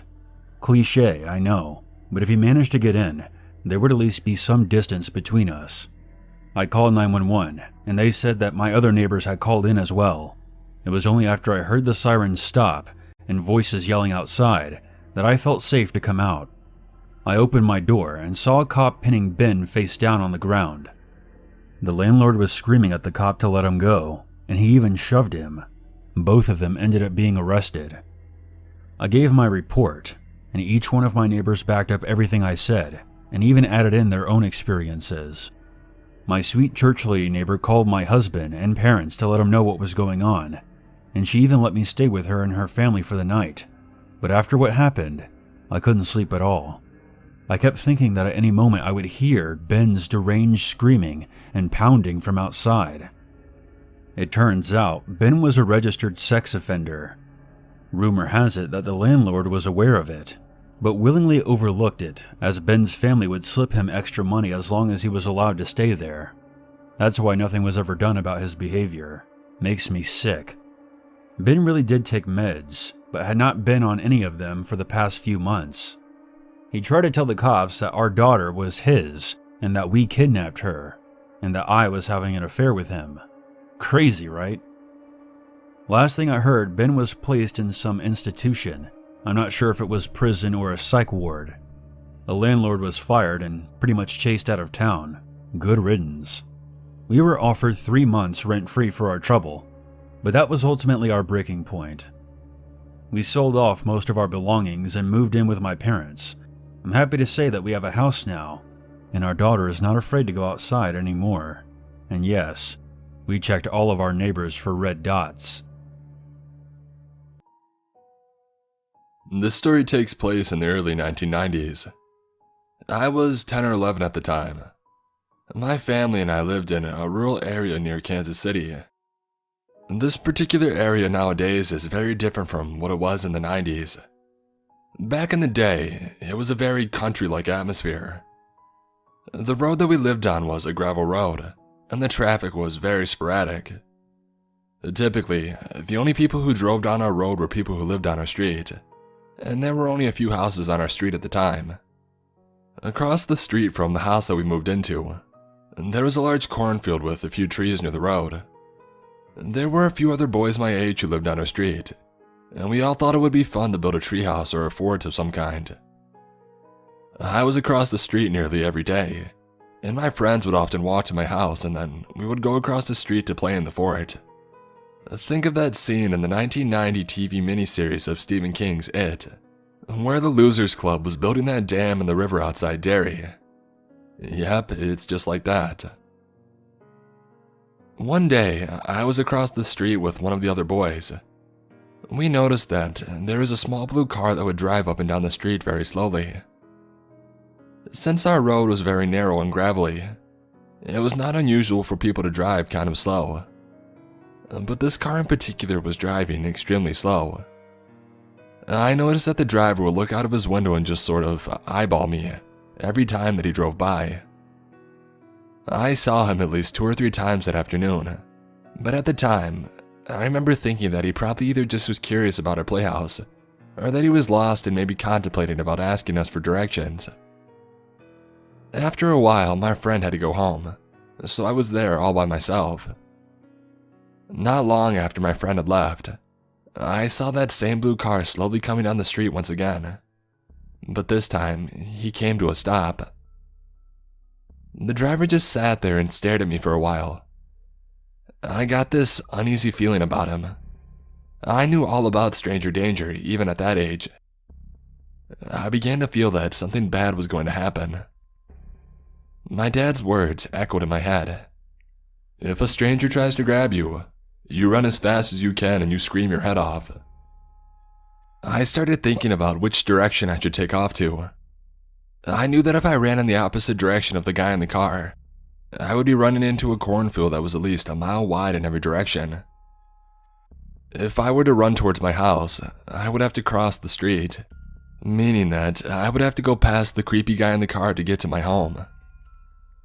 The situation terrified me. My heartbeat escalated as I tried to figure out what the hell I was going to do. While deciding which direction would give me the best chance of getting away, I noticed the man in the car reach down for something.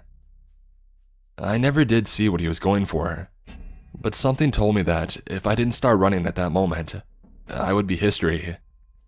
I then saw the man open the car door just a crack. I knew my dad was home at the time, so I decided to make a break for it. I knew that I was going to have to cross the street and I would have to get past the man's car. I began running as fast as I could alongside the road in the opposite direction of where his car was facing. I could see out of the corner of my eye that the guy had closed his door. When I reached the road, the driver had put his car in reverse. If I had been a second slower, I wouldn't have made it. The trunk of his car barely missed me as I darted away from the street to my driveway. I began screaming as loud as I could while charging towards my house. My dad ran outside to meet me in the driveway. When I had turned around to show my dad the man in the car, he was gone. All I could see was the dust cloud coming off the gravel road as the mysterious man in his blue car sped out of there. That night, I had a nightmare. I was running down a seemingly endless gravel road. I was panting, sweating, terrified. I would look back and see that blue car getting closer and closer. I woke up my parents. Apparently, I had been yelling in my sleep. I had to sleep in their room for a while, but the night terrors eventually did stop. This was nearly 2 decades ago, but I still remember it very well. There is no doubt in my mind that the man in the blue car was the monsters that your parents tell you about when you're a kid. Had I not run off when I did, I would probably be nothing but a statistic today. I occasionally hear stories about kids who went missing in my area in the 90s, and I wonder if it has anything to do with that man in the blue car. I may never know for sure, but I understand now why my dad always told me to run and scream. I'll be instructing my own children someday to do the same. My mother was 14 in 1986 when this happened. She lived in China at the time with her parents and younger brother. It was deep into winter when this occurred, and the temperature dropped into the negatives. Snow was falling in thick layers onto the ground. It was around 10 p.m. when my mother finished up her classes, and by then it was dark. Bear in mind, in China it's normal for young students to walk home alone without a parent or guardian. About 10 minutes after getting off the bus, she began walking through this old marketplace to get to her apartment. The marketplace was completely quiet and deserted at this time of night. There was also no lampposts around, so it was hard for my mom to properly see where she was going. But she had traveled this route several times before, so she was familiar and knew her way back home. My mother had this feeling that someone was lurking in the darkness of the marketplace. She tried to shrug it off, but the apprehension persisted. She continued to hear her feet crunching on the white snow. But suddenly, she stopped, and as she did, she could hear a second pair of feet crunching the snow behind her. My mom panicked, but she continued forward and pretended that she hadn't heard anything. She thought it might have been another student making their way back to their living quarters. This thought made sense, but it didn't stop her from walking faster. As she began to pick up her pace, the crunching snow behind her also began to speed up. My mother couldn't handle the fear any longer and started running, but the thick snow made it difficult for her to run away quickly. She also gave a quick look behind her. She was greeted by the silhouette of a tall man only a few meters away and closing in. The man did not appear to be wearing a coat, despite the freezing temperature. The lack of lampposts made it difficult for my mom to make out anything else. However, that's not what scared my mom the most. She was eventually chased into an area that was lit by a dim light mounted to the side of a merchant stall. When she looked back, she was able to see that her pursuer was carrying a large plank in his hand. Now petrified, she continued to run and refused to look back again. Suddenly, she saw the light of a lamppost that was situated on a small street. Luckily that night, there happened to be a young couple walking towards her. With her last ounce of energy, my mom ran to them and collapsed. My mom was in hysterics when they asked her what was wrong. She explained to them what happened, but by then, the stranger had vanished. The couple that she ran into was living in the same apartment block as her and was familiar with her father. They accompanied her back home, and they told my grandfather where they found her. After the couple left, my mom couldn't stop crying out of shock and fear. From then on, my grandfather would meet my mom at the bus stop where she got off at, and they would walk home together. My mom never found out who her assailant was, and thankfully, she never had another encounter with him again. I was reading a story that reminded me of an event from over 20 years ago. It was around the second half of 1998. I had taken a security guard job at a plant that manufactured locks. I usually worked one of 3 shifts, 4 p.m. to 12 a.m., 7:30 p.m. to 3:30 a.m., 12 a.m. to 8 a.m. The 7:30-3:30 shift was for extra coverage, so there were always two of us from 7:30 to midnight. It was a very routine, boring job for the most part. We did our rounds, logged everything out of the ordinary, and watched a tiny monitor displaying the CCTV feed. Things went by in an almost peaceful manner. I worked, saved, bought a car, and had planned to move. By late March of 1999, I served my notice and prepared to head cross-country. A new hire was brought in to fill my spot, a soft-spoken man named Calvin. As part of his training, Calvin spent time working all 3 shifts. At night, he was a shadow, working by himself, getting a feel for the plant's nocturnal routines. Most nights he worked with myself and a female guard named Amira, who was around my age. I was 18 at the time. Calvin was about a decade or so older than us. He was quiet and polite, though something seemed to be missing. There's usually a spark that genuinely nice people seem to have, and it just wasn't there. Whenever he went on rounds with me, he would ask questions about the job and make small talk. I noticed that he was a bit odd, laughing at odd times and changing his tone mid-sentence. At the time, I chalked it up to him just being socially awkward, and that would pass. One night, near the end of his first week, he went on a round with Amira. When they returned to the office, I knew there was something wrong. Amira was normally very talkative, but she would barely say a word. I wasn't sure what happened. I waited until Calvin went to the restroom to ask. During their rounds, everything had been normal until they reached the brass mill.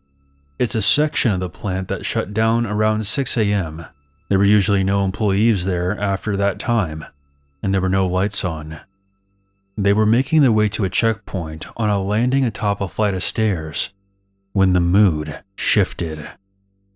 Amira told me that she turned around only to find he was right on her.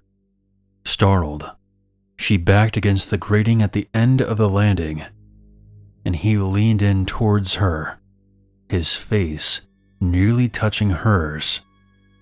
He said something flirtatious to her in a very low voice. When she mentioned his wedding band, he said, "It's gonna be over soon." From then on, I did the rounds, taking Calvin with me each time. The night ended without further incident, and I left a note for our supervisor detailing what happened. The next night came and went, with no Calvin. I did the rounds while Amira stayed in the office. On my second to last shift, I came in to find Amira freaking out. She found out why Calvin hadn't been at work. Apparently, he had been arrested for murdering his wife. She had been dismembered and burned. Parts of her body had been placed in a pond less than a mile from where we worked. That night and the next, Amira called the jail just to make sure that they were still holding him. Based on the time frame, he had killed his wife months before he even started that job. There is an article linked below. This story didn't happen to me personally. It happened to 2 of my cousins.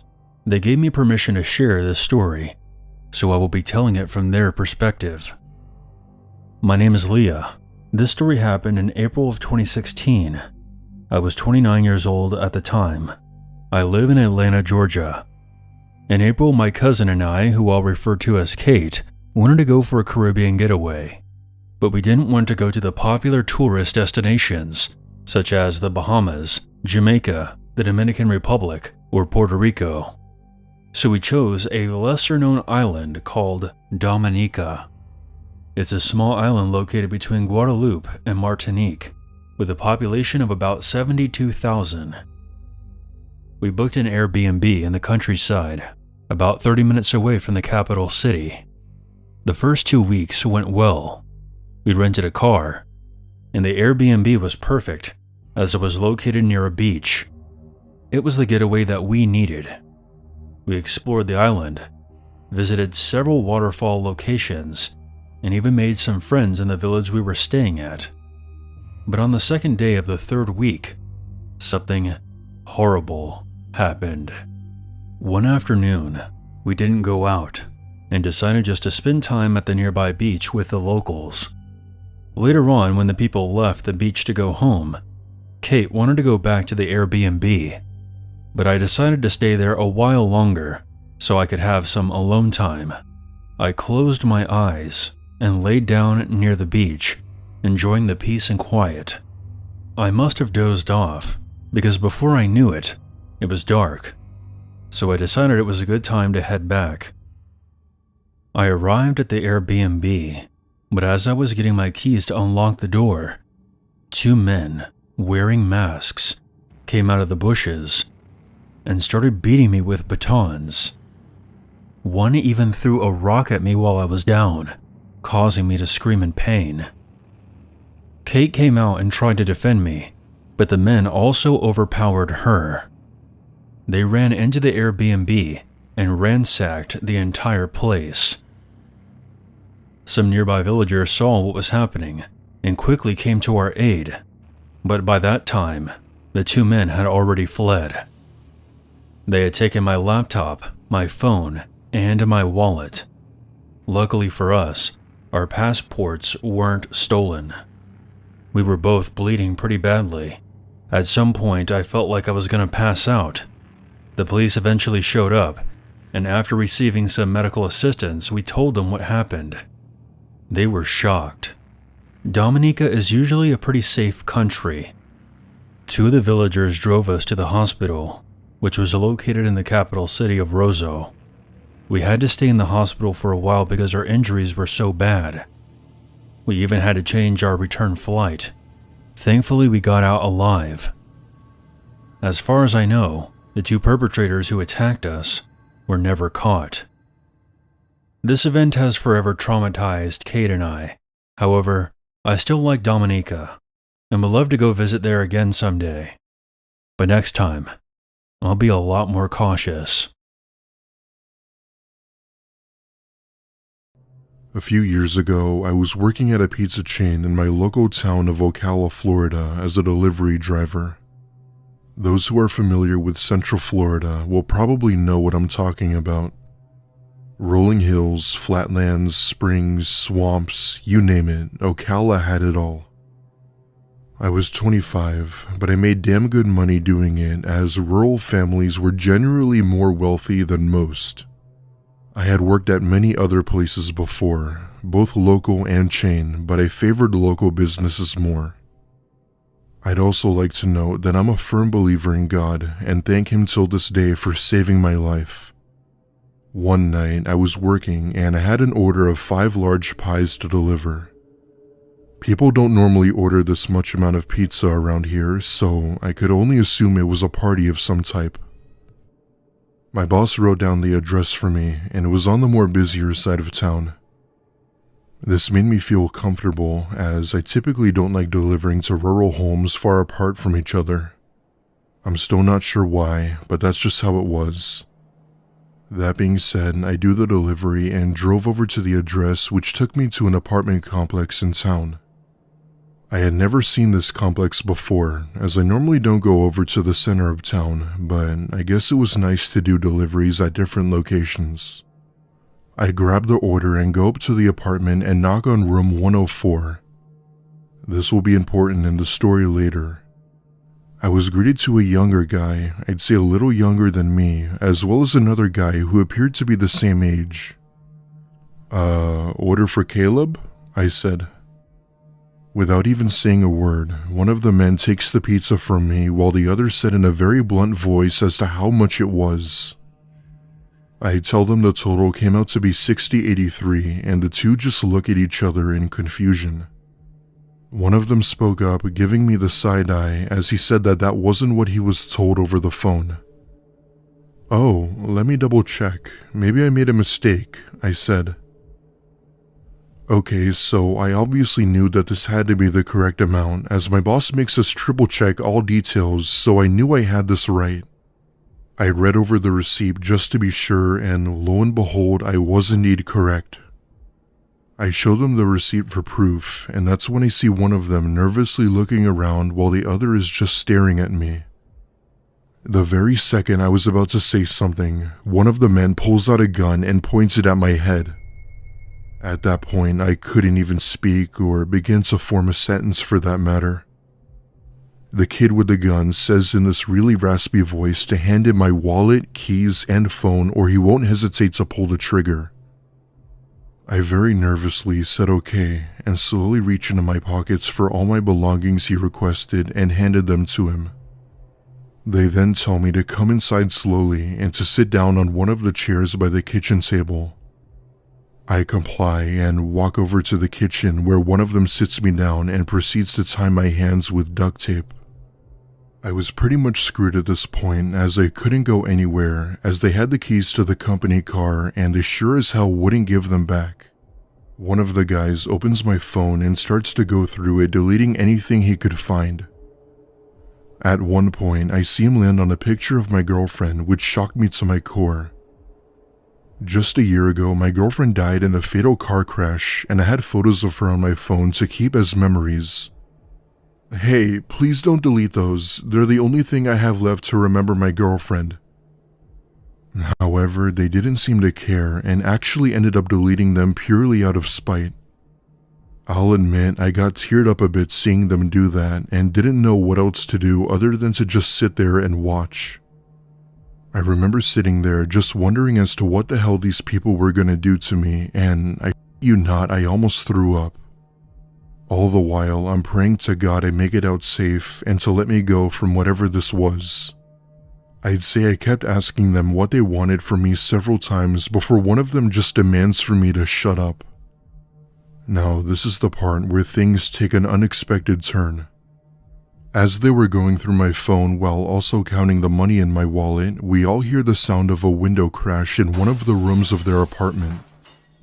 This noise obviously concerned them as they took off running to the room where they heard it. I hear one of them shout, "Who's there?" Had someone broken into their apartment? I thought to myself. What actually happened will leave you speechless. Right then, I knew that this was my chance to leave and start biting off the tape tighter on my hands, hoping to rip it off. Somehow I managed to do this and was set free within a few seconds as I was biting down pretty hard. I knew that they would be back any second, and so I just run toward the door and start unlocking the 3 locks that were built into the door. Yeah, no wonder why they don't want anyone finding out about this, I thought to myself. I make it out the door and book it out of the apartment building, not looking back and just trying to find help. It was then when I remembered I didn't have my phone, so I couldn't call the police, so I took that chance to run to the nearest shop. They were thankfully very polite and let me use their phone to call the police. Law enforcement was more professional in Ocala compared to major cities in Florida, so they got here relatively fast. However, when they asked me what room they were in, I couldn't remember the damn room number. This apartment building was huge, with about 100+ rooms, so I couldn't remember the number. Eventually, I had remembered that I wrote it down, and police then went up to go investigate. Turns out that loud crash we heard was actually a large tree smashing a window. The tree had been broken from the storm and just so happened to fall through the window. As for those 2 men, they were gone. They must have left through the front door when they realized I had already been gone. Needless to say, they were never caught, even after an investigation. Till this day, I feel that tree smashing the window was a distraction made by God to help me escape. I guess it could have been some stroke of luck, but I honestly have no idea.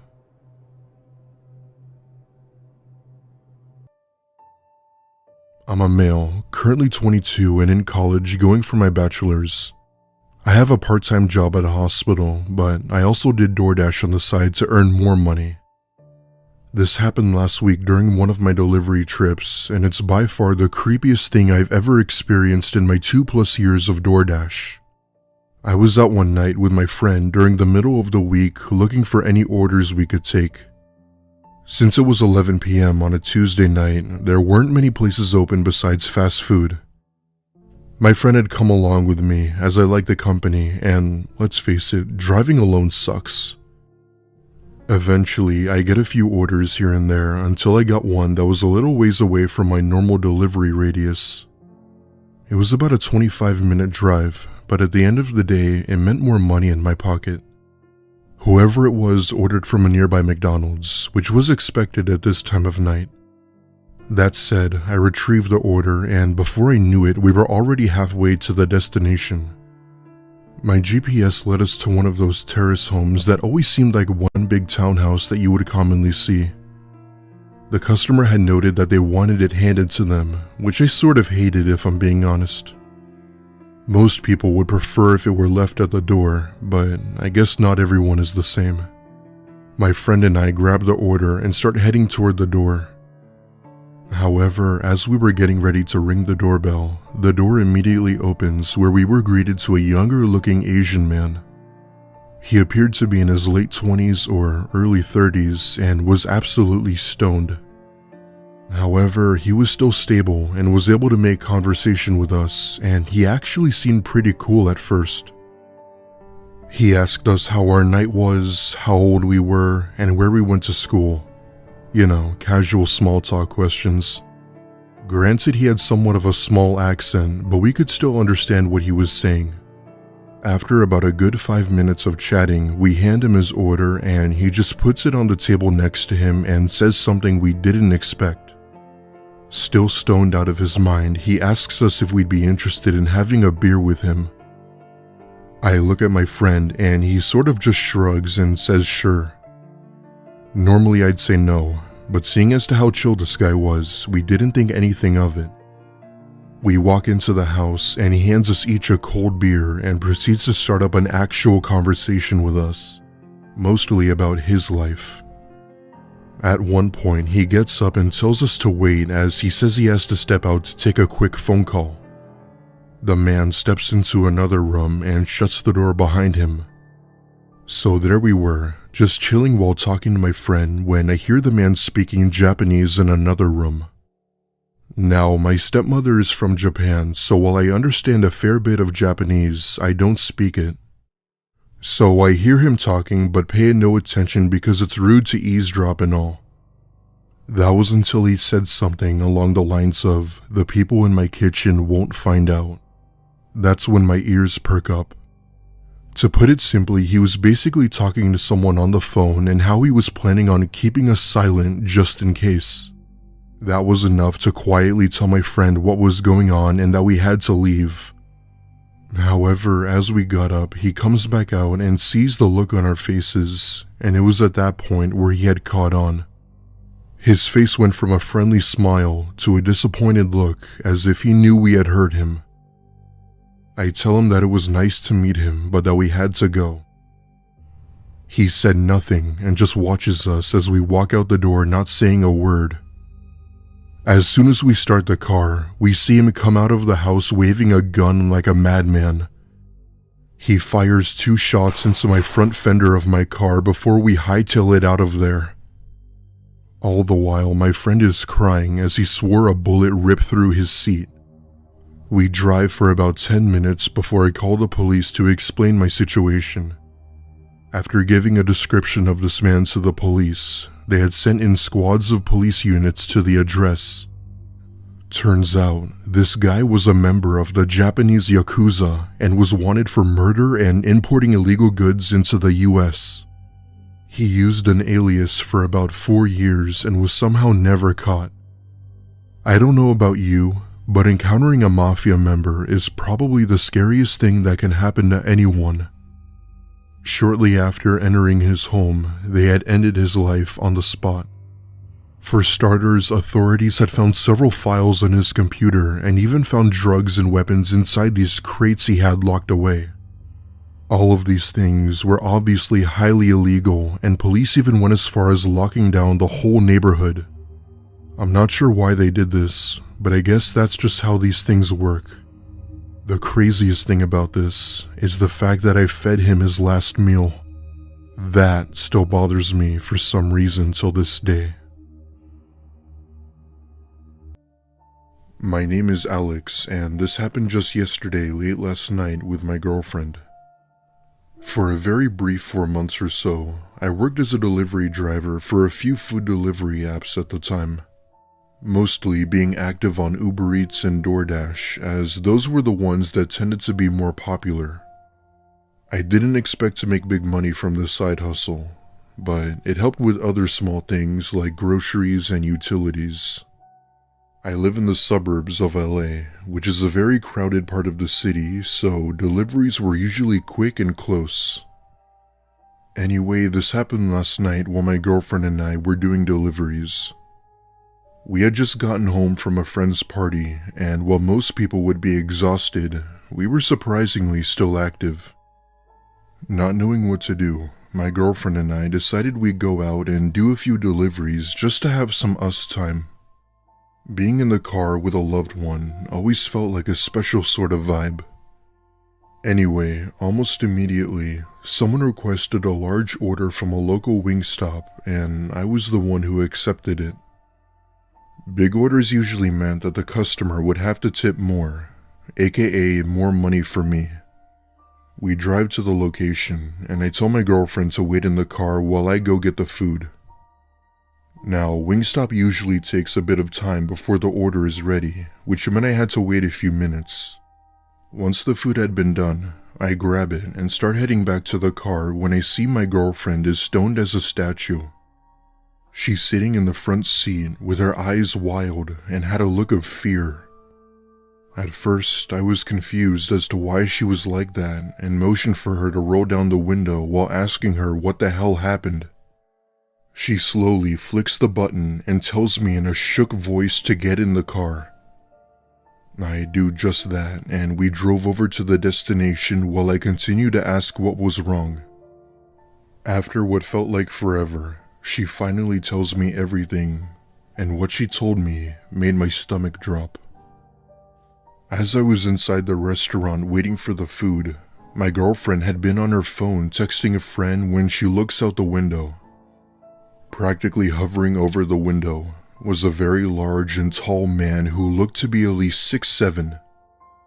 He wore all black and was staring at my girlfriend with this very angry look, and in his hand was a window smasher. His face was red and his eyes were menacing, as if he had this strong hatred towards my girlfriend. However, she couldn't move or say anything. She simply turned to face the front and hoped that he'd just leave. After about a decent minute, he thankfully did, and that was when I had come out of the restaurant. Now, there's no real way to say this without trying to brag, but my girlfriend is very pretty. Like, she's cute, and her looks would oftentimes attract a lot of faces. My theory was that the man who had come up to the car had seen her and knew she was with me, as he had probably been watching us. We didn't really bother calling the police, as there wasn't really something to be done about it. After that, we had called it a night and went straight home, as she couldn't shake off the paranoia. Up until now, I'm still not exactly sure as to what the man wanted or what his intentions were, but if he had a device to break windows, they couldn't have been good. From now on, my girlfriend and I have agreed that whenever we do orders together, that we'd both be the ones to go inside.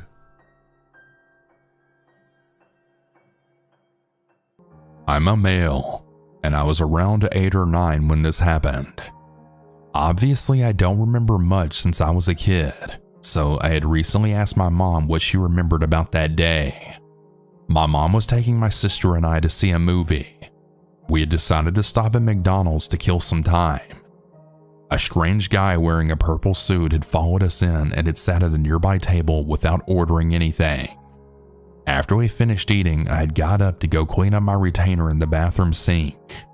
The man followed me into the bathroom and then stood between me and the door. He asked me if I wanted a juice box. I said no, but he had told me that I needed to go out to his car with him so I could pick out the flavor. My parents had drilled into my head to never ever go with a stranger, so I immediately knew what was happening. I ran past him and out of the bathroom door into the lobby, then told my mom what had happened. He had followed me out and started coming towards us. My mom stood up and started making a big scene. She had loudly asked him why he was trying to get her son to go out to his car with him. He said that he was just trying to give me a juice box, and then hurriedly left and then got into his car and drove off. Luckily, there was a police car in the parking lot, so we had waved down a cop and told him what had happened. Unfortunately, the man in the purple suit was long gone by this point.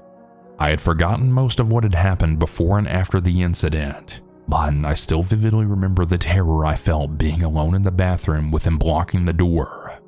It was only 10 to 20 seconds, but I'll never forget that uneasy feeling. I'm really grateful that my mom was such a rock star and that she knew how to make a scene to scare him off. I have no idea what would have happened to me had I actually gone out there with him. I'm a 17-year-old female, and I recently quit my job at a fast food chain after working there for almost 10 months. This story is part of the reason why I didn't want to stay much longer. I worked the drive-thru from 5 p.m. to 11 p.m. almost every weekend. Seeing regulars was not uncommon for me, and I would even memorize most of their orders and fill it out as soon as I heard their voice. Most were very polite and occasionally tipped, but on one particularly busy day, there was an unfamiliar, weary presence. I had just started my shift, so I was running food to the window. I had made eye contact with the man at the window in his car and immediately felt uneasy. I brushed it off because we were busy and I had work to do. Later on, once my manager set up my cash drawer, I took over drive-thru orders, payments, etc. There were lots of orders, so I wasn't paying special attention to specific voices or menu choices, but one had caught my attention. It was a low, hesitant voice asking for a sandwich. I give the man the total and he waits in line. He arrives at the window and it's the man from earlier. I assumed that he just forgot to order something. Now, his car was pretty low to the ground, so he had to extend his arm out to hand me his debit card. As he does this, he then mumbles something under his breath without even breaking eye contact with me. "I'm sorry, what was that?" I question him. I said you're looking beautiful today. At this point, I'm super uncomfortable. Not only do I have a boyfriend, but I'm also underage and I'm not interested at all. "Oh, thank you," I said nervously. I then handed him the bag of food and then quickly shut the window until he drove away. I half-heartedly complained about him to some coworkers, all male as we usually do with weird customers, but I still had a strange gut feeling. A little while later, when the average wait in our line was about 10 minutes, I hear a familiar voice over the mic asking for a cup of water. It was low but agitated and forceful. I saw his face through the windshield and walked away from the window so that my manager would take care of him. This happened a couple of more times that day, asking for straws and other free things. At that point, I was pretty sure that he was just trying to look at me. I was so frustrated with him and the rest of my workday that I went to the bathroom and just cried. I usually have pretty thick skin when it comes to this kind of stuff, but I was just so over it. The rest of the night went on and I didn't see him again. I thought that I'd probably never see him again. That is, until my very last shift at the store a few months later. We weren't very busy that evening, but it was much later in the day than the first encounter. I didn't recognize the voice, but I had immediately recognized his face and car. I just swallowed my pride and took his payment, trying not to make eye contact. I had called my manager and he said he would give the food out for me. As suspected, the man was back in the drive-thru not long afterwards for a cup of water. This time I knew better. I had sent a male coworker to the window to get it for him since I was busy anyway. Once given the water, The man had actually asked my coworker. "So, you guys close at 11 now, right?" I was so glad that I was getting picked up by my mom that night. I was constantly looking out the windows, just making sure that he wasn't out there waiting for me. Call me paranoid, but I listened to enough true crime to be overly cautious.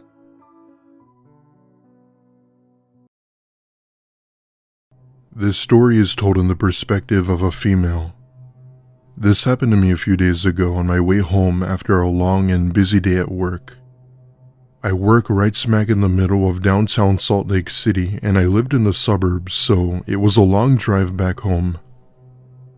My boss, being the asshole he was, gave me a week of closing shifts during the week I was supposed to be out of town for vacation. However, he said that the company needed extra help and told me I couldn't go. Needless to say, I was pissed, but hey, you can't always win, right? It was around 7, maybe 8 o'clock at night, and had about an hour to get home. I ended up taking a different route home, as this route would only take me about 45 minutes than the hour drive.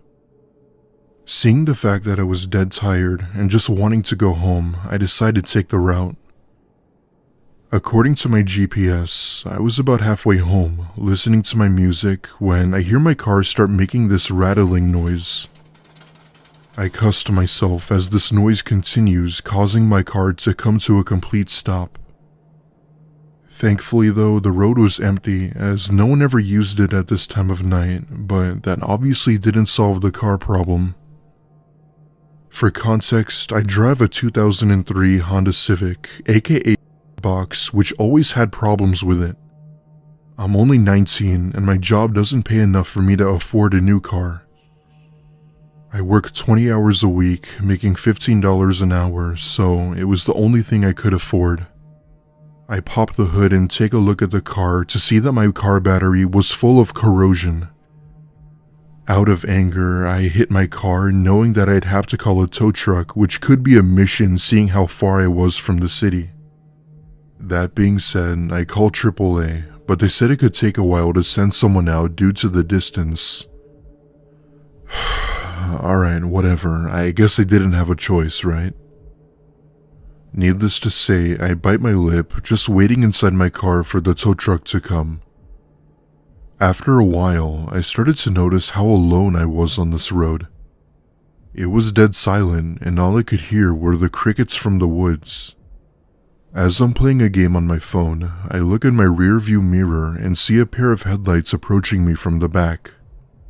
The closer it came, the more I made it out to be a truck. I thought that it could have been the tow truck, but as it pulled up behind my car, I saw that it was definitely not a tow truck. It was just a standard white pickup truck, and that's when I saw a man that appeared to be Hispanic step out and tap on my window. I'd say he was maybe in his mid-50s, asking me if I needed a lift. Trying to be safe, I lower my window just a tad and tell him that my car broke down, but that the tow truck was on its way. I thank him for the offer, but told him I had everything under control and that I didn't want to be a bother. For some reason though, this guy didn't seem to get the hint and began to ask me if I could open the door for him and that he could help me. This started to concern me now. He wasn't going away and was now trying to get in my car. Keep in mind, there's nobody else on this road, and I'm basically in the middle of nowhere with this person who seemed as if they were up to no good. He stares at me through the window for a good minute or so before walking back to his truck. I thought that was the end of it and that he would finally drive off, but boy was I wrong. After spending about 5 minutes in his truck, he comes back out and motions for me to roll down my window. I comply and roll down my window a bit and ask him what he wanted.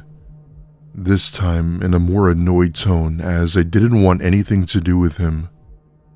Somehow he notices my change of behavior and says that he's just trying to help and that there's no reason to get angry with him.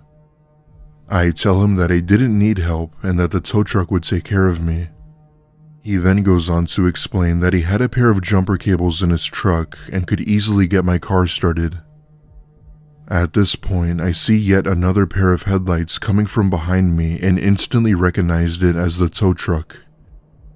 Yeah, look man, help is already here. Thank you for the offer, but I'd rather have the tow truck help me. By this point, the tow truck driver gets out and the man then looks both ways, turns to me, and walks back to his truck driving away. The tow truck driver then comes to my window and I open my door explaining the issue with my car's battery. As I'm telling him what's going on, he stops me mid-sentence and asks if I knew who that man was. I told him no and that he just pulled up behind me and tried to help. The tow truck driver just stared at me with this pale face and said that he's actually seen that man before. Turns out, he was a registered sex offender from 2 towns over and would sometimes be on this road at night looking to lure any unsuspecting women. This ranged anywhere from getting him to go with him somewhere to attempting to get in their cars, which is exactly what he tried doing. He was released from prison 3 years ago for good behavior and hasn't been seen since. The tow truck driver was almost certain it was him, as he was able to get a good look at him from the headlights of the tow truck. He tows my car away, with him giving me a ride to the police station, making sure I was safe.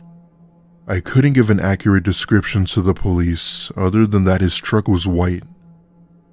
The police said they do some investigative work, but never got back to me about any leads. It's been almost a week now, and I'm still paranoid knowing that he's probably still out there.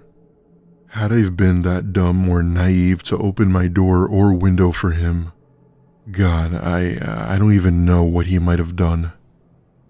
One thing I will take from this is that I'll never drive down that road at night again, and I always carry pepper spray with me.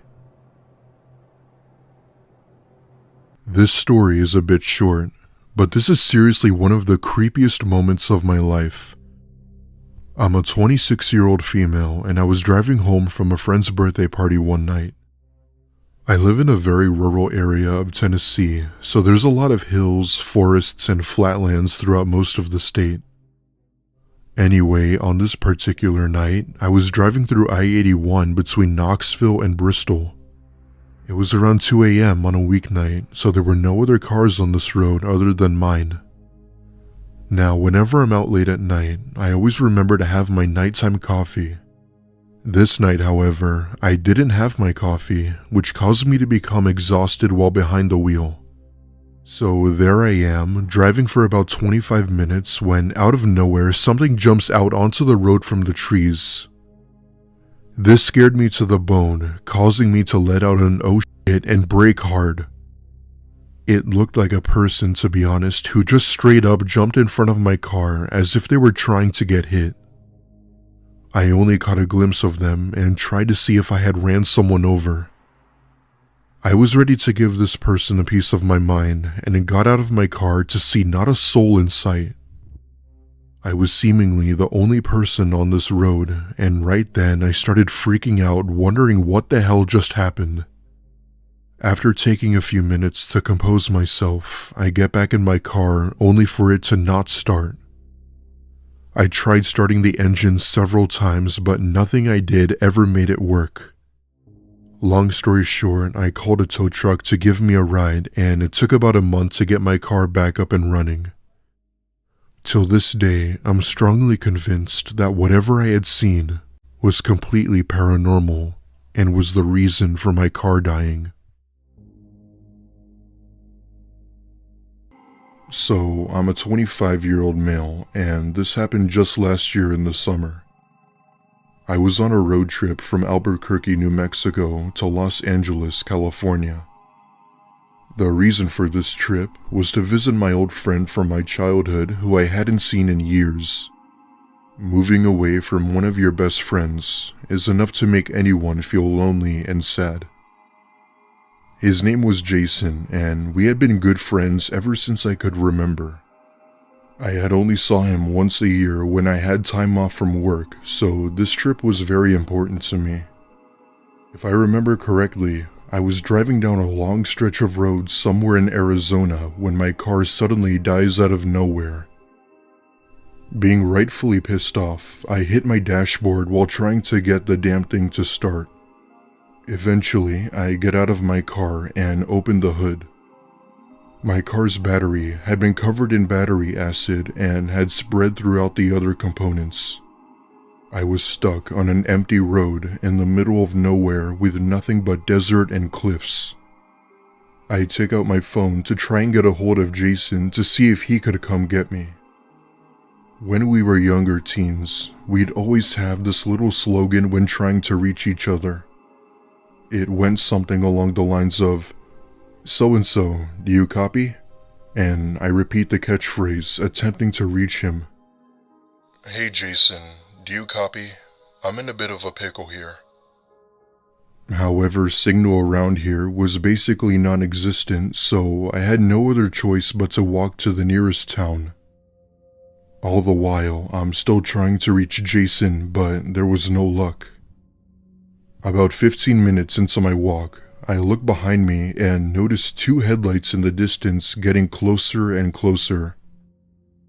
It only took me a second to realize that it was a car, and I flagged them down while practically begging for help. Believe it or not, it seemed as if my prayers had come true, as the car then starts to slow down and pulls up next to me. Inside was an older-looking gentleman, and in the back were two younger men with a middle-aged woman wearing sunglasses in the middle. The two men seemed to be carrying her as she appeared to be asleep. The driver asked as to how they could be a help, and I explained my situation to them. One of the men in the back seat had said something about how that sounded like a you problem and that they'd be no help. I apologized, thanking them for their time, and told them I'd be on my way.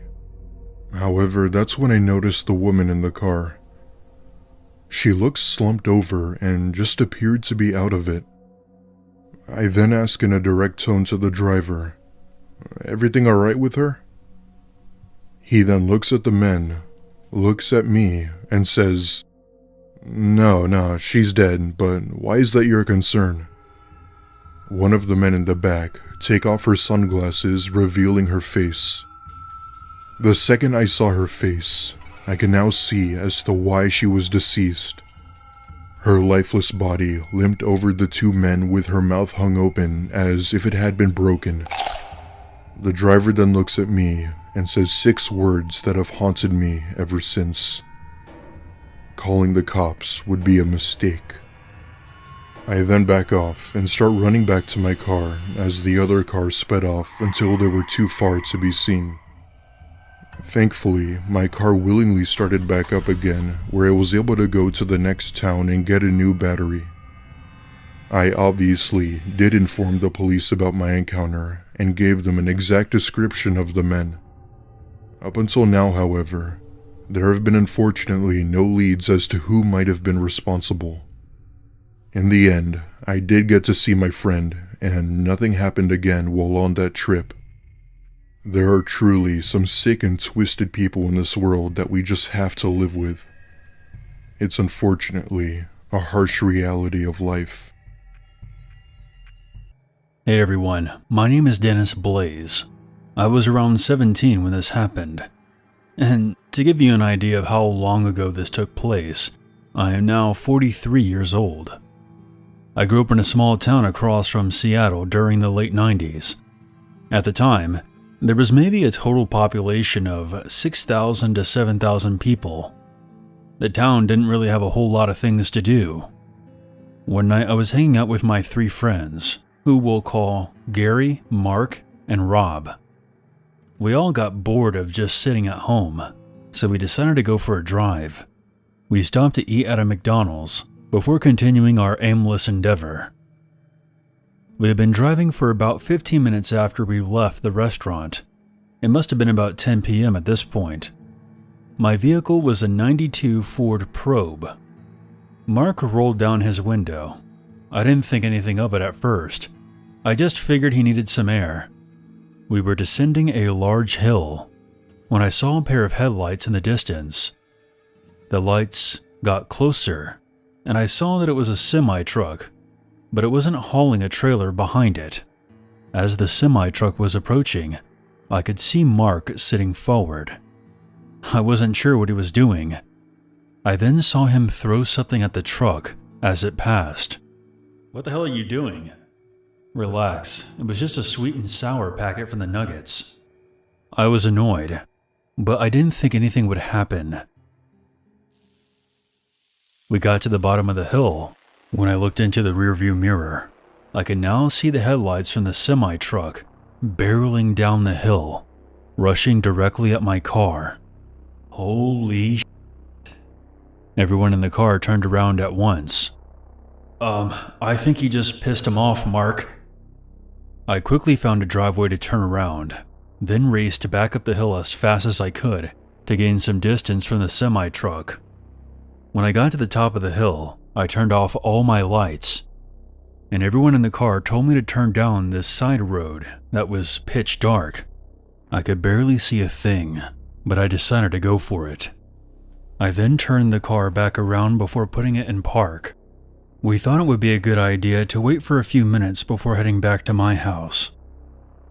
We waited for about 2 minutes when we saw those damn headlights coming in our direction. I couldn't believe it. The truck driver must have seen us turn down this road. I thought for sure we had lost him. The massive truck seemingly blocked our only way out. It came to a full stop. We then heard the driver's side door opening. Soon the driver was illuminated by his own headlights. This man looked huge. "What the hell should we do, Mark? You're the one who got us into this. What do you think we should do? Let's get the out of here." "I don't think I have enough room to get around him." "No, that's not true. On the left, there's a clearing. He's not hauling a trailer, so if you floor it now, you should have just enough room to get around him." I decided to trust Mark and stepped on the gas pedal.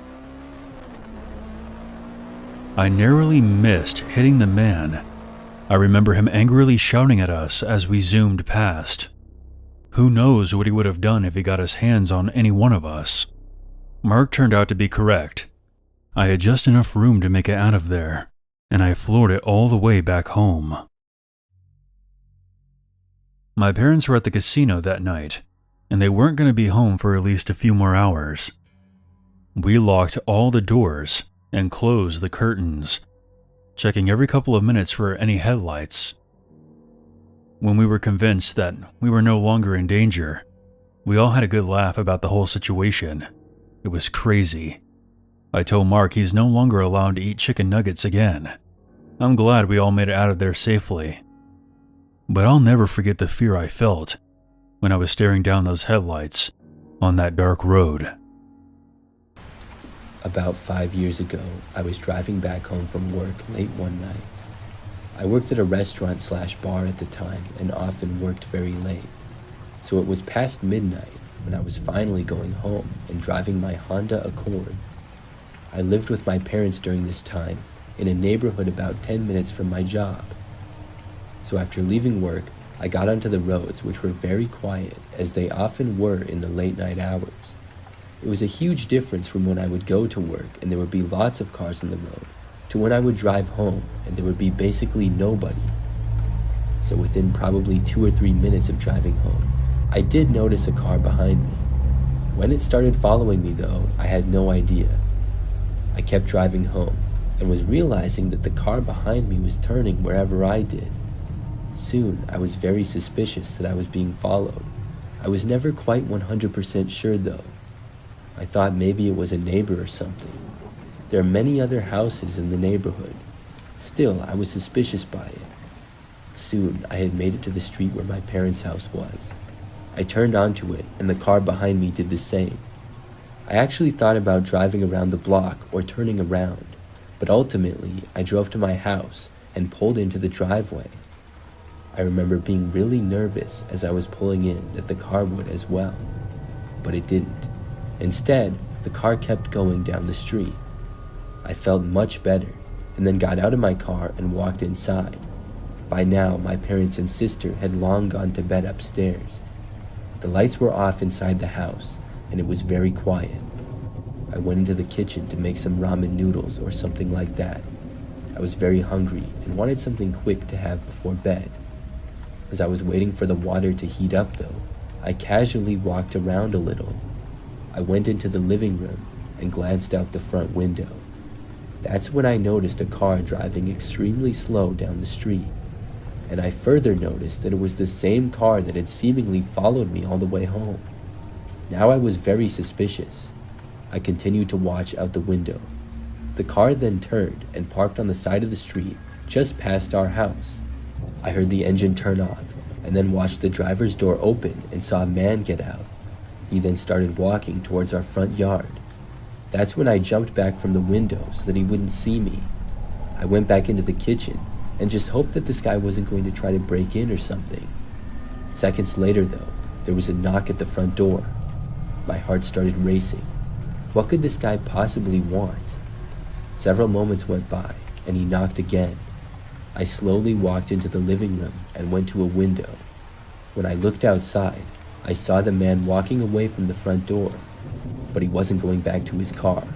Instead, he walked around the side of our house. I went back into the kitchen and looked out of a back window. I was very careful when I was looking so that I wouldn't be seen. The man appeared to walk through the backyard. He made his way through the backyard and then went out of sight again. I then went back to the front of the house. When I looked out of the window, I didn't see the guy for a while. Soon though, I saw him going through the front yard. He went back to his car, then got inside. Then he drove away. After that, I went back to what I was doing. I looked out of the window a few more times that night, but he didn't come back. I still wonder who he was, why he followed me home, and what he was doing.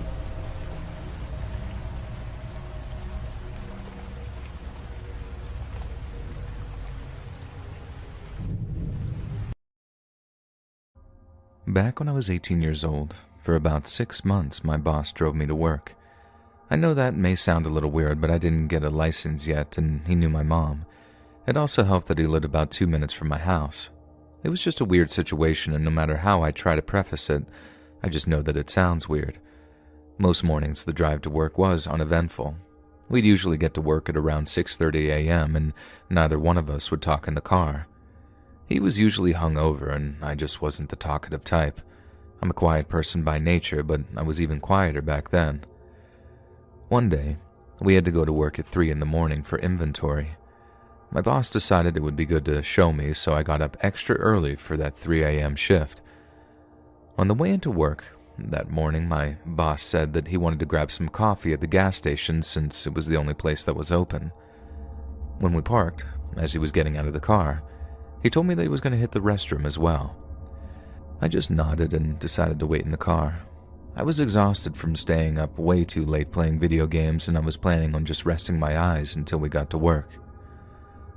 I'm assuming a few minutes had passed. I don't know exactly how long it was because I was falling asleep while I was waiting for my boss. With no notice, the back seat door opened, and it startled me in my half-asleep state. I just thought it was my boss, and then I felt movement behind me. I finally looked behind me, and just sitting there in the back seat was a woman. She didn't appear to be homeless or look like she was on anything. She just looked strange. And we made eye contact for a few seconds, and then I whipped back around trying to process what was happening. I'm a really quiet person, and I was even more quiet back then, like I said, and I didn't know what to say or what to do. I was just hoping my boss was going to come back out soon. I started to finally work up the courage to ask what was going on, and I was immediately freaked out when I turned around. She was sitting there, now smiling, but looking forward. I don't really know how to describe her eyes. They were cold and dark and seemed almost lifeless, even though she was kind of pretty. Even as I write this, I still can't get the image of her out of my mind.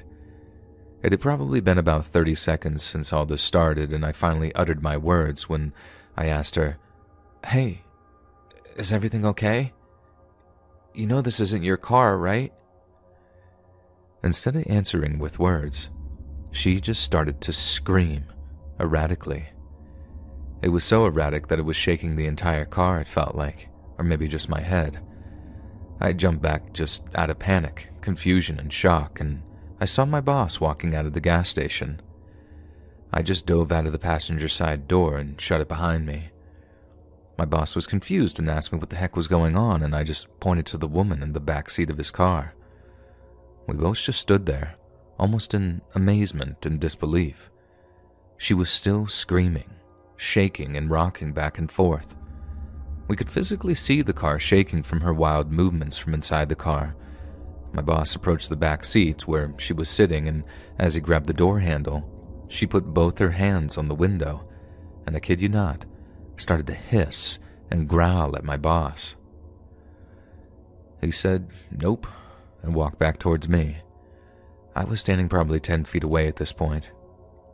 He immediately called the police, and we were hoping that they would arrive soon since it was a small town. The entire time that we were waiting for the cops, we could hear the woman screaming and the car still shaking. After a minute or two of waiting for the police, we went inside and watched her from inside the gas station. There was just something unsettling about the entire situation. She wasn't trying to rob us. She only looked like she wanted to cause harm when we got near the car. I mean, she was sitting in the back seat, so she wasn't even trying to steal the car. It was just all so weird. The cops showed up maybe 5 minutes after the call. We went outside to greet the officer and fill him in on the situation, and he looked confused, and I'm not gonna lie, he almost looked kind of amused by the whole situation. The officer tried to get the woman to come out calmly, but after a minute of her screaming and growling, he basically went into the car and apprehended her. And this is where this bad dream truly turned into a nightmare. Upon arrest, the officer had to remove 4 knives from her person. Yeah, you heard that right. This woman had 4 sharp objects on her. Thankfully, she never showed us the knives or even hinted at the fact that she had them, but even more disturbing perhaps is the fact that she didn't have an ID on her and she wasn't talking, so the officer had no idea who she was. This complete stranger came out of nowhere. She got into my boss's car without saying a word. She went from smiling to off-the-wall insane. Then, to cap things off, she had no ID and 4 deadly weapons on her. I've had some wild things happen to me over the years, but I'd have to say that this was probably the strangest and most terrifying that's ever happened to me. It's been years, and I remember this moment like it was yesterday. I'll never forget that woman's face, and I honestly wonder what she's up to now. My name is Danny, and this happened to me when I was living with my dad at the time of this story. My dad worked 2 jobs, and I was only 18 at the time and was a part-time college student, so my dad would oftentimes be called into work while I was either at home or school. This particular night, my dad had been called into work for one of his jobs for a possible storm emergency and wouldn't be back until the next day. This was during hurricane season, so him getting called into work wasn't too big of a surprise. Anyway, my dad had already left for work and I was laying on the couch watching a movie while somewhat enjoying the sound of rain and thunder from outside. At one point during the movie, I for some reason fell asleep and woke up to the sound of the home phone ringing. This wasn't too sketchy as we get calls almost every day, most of the time either from scammers or people looking for my dad through his work. I hesitated and got up to answer the phone and said hello, still in my drowsy state. However, the only thing I heard was a slight static from the other end of the line. The rest was just silence. Just as I was about to hang up the phone, I then heard what sounded like faint crying. I said hello one more time into the phone, and this time I got a response. There was a girl on the other end that sounded around 5 or 6 judging by her voice. She sounded distressed and scared. Then, clear as day, I heard these exact words. "Help me. I've been taken. I've been missing for 3 years." I told her to stay on the line with me and then I dialed 911 from my iPhone. All I told the operator was just to listen. I asked the girl where she was located, but with her being so young, she could only describe the house to be small and white. She explained that she was in a dark room left alone, All of a sudden, the sound of a door opening with force broke the silence and the girl began to scream before hanging up. The operator took down every little detail she tried giving us and thanked me for informing her. All the while, I was texting my dad about the situation and he told me to stay calm and call the cops again and give our address for further explanation. The cops did end up coming to my house and I was being questioned for about half an hour before they finally left. The police never did find out who that little girl was or where she was calling from, as it would have been very difficult to trace, but they did all they could. My heart aches for that child, and I hope she's doing alright, but I still have my doubts about that. About 6 years ago, something happened to me while I was home alone that I'll never forget. Because of this, I had to get therapy for 5 months straight, and this is why I will never stay home alone again. I was 12 years old at the time of this story, and this took place in my hometown in Weymouth, Massachusetts. It's a very small town, as there was nothing to do, and the antique design of the town made it look also boring and old. One weekend, my mom had told me that she had recently gotten a call back from a job that she applied to, and that she had to go into Boston for an interview. She trusted me to watch over the house for a few hours while she was gone. With me being only 12, she went over the rules most parents tell their children when being left alone. Don't go outside, don't answer the door for anybody, etc. She then left in a hurry, and I had the house to myself for a few hours until she got back. With nothing to really do or anywhere to go, I simply threw myself onto my bed and flipped on my TV to the cartoons. About an hour later, I go downstairs while on my way to the kitchen, and I notice somebody standing in our backyard. He was facing off in the opposite direction with both of his hands in his pockets as if he were waiting for the bus. At first, I didn't get too worried as a few men had been coming by to fix a pipe on the side of the house that had a major leak. However, this guy looked nothing like a plumber or anyone who specializes in repairing pipes for that matter. He wore a black long-sleeved shirt, black pants, and a gray hoodie that surely covered most of his face. I don't even remember thinking twice about it. Anyway, I had went back upstairs and finished up my TV shows and decided to go take a shower as I had a birthday to go to later that night. I turn on the shower and go in for about 15 minutes. I take really long showers, so whenever I'm home alone, I go mental. After I was done, I turned off the water, and that's when I hear the front door open. My first thought was that it was my mom finally home from her interview, so I shoot her a text asking if she was home, and within a minute, she replies with, "Hey honey, I just got finished with the interview. I'm driving home now. Is everything okay?" That's when I get a sharp pain into the pit of my stomach, knowing that someone was in my house, and it wasn't my mom. Why my dad isn't home is another story, but I take a deep breath to compose myself and wrap a towel around me and slowly creep down the steps and try and see who it was. Looking back, that was probably the most stupidest decision of my life. As I reached the bottom step, I peeked around the corner and felt my blood run cold. There was a man, about 6'6", and looked to be in his mid-30s, standing in my kitchen. He was holding a large wrench in his hand and was looking directly at me as if he knew I was coming down the stairs. Then, very quietly, he said 5 words that still haunt me till this day. "Run while you still can." That's when I lost it and started screaming while running up the stairs and into my room while locking the door. All the while, I began hearing footsteps coming up the stairs and stopping at my door. I knew he was there because I could see the outlines of his shoes at the bottom of the doorframe. He began banging on the door loudly with a wrench, demanding me to let him in. At this point, calling the police wasn't an option, so I did the only thing I could do. I slowly opened my window and jumped out onto the patio floor. Even though I tried to break my fall, I still landed with some minor injuries. I felt as if 1,000 pounds had been lifted off of me when I see my mom's car pull into the driveway. I run crying to her, explaining the situation, and she immediately takes out her .45 she keeps in her purse and walks into the house. I'd like to mention that my mom had served 3 years in the military, so she knew what she was doing. I heard 2 very loud gunshots from inside my room, followed by yelling and screaming. Police had been called by my neighbors, who apparently had heard the gunshots, and police then took this nightmare guy away. The look the man gave me as he was forced into the backseat of the police car was something that I'd never forget.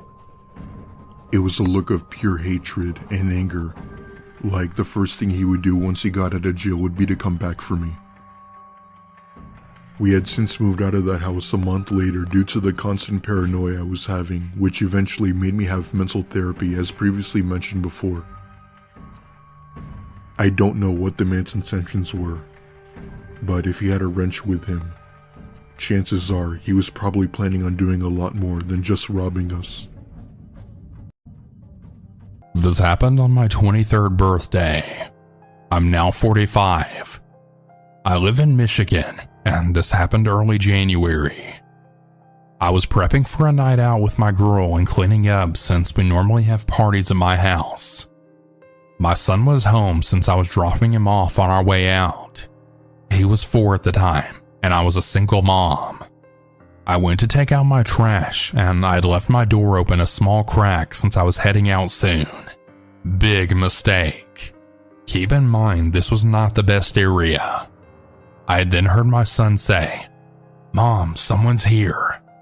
That alone caught my attention, just his voice sounded odd. I looked, and I saw a man who had a mask on and a dark hoodie. He then yells, "I got a gun! Give me your money!"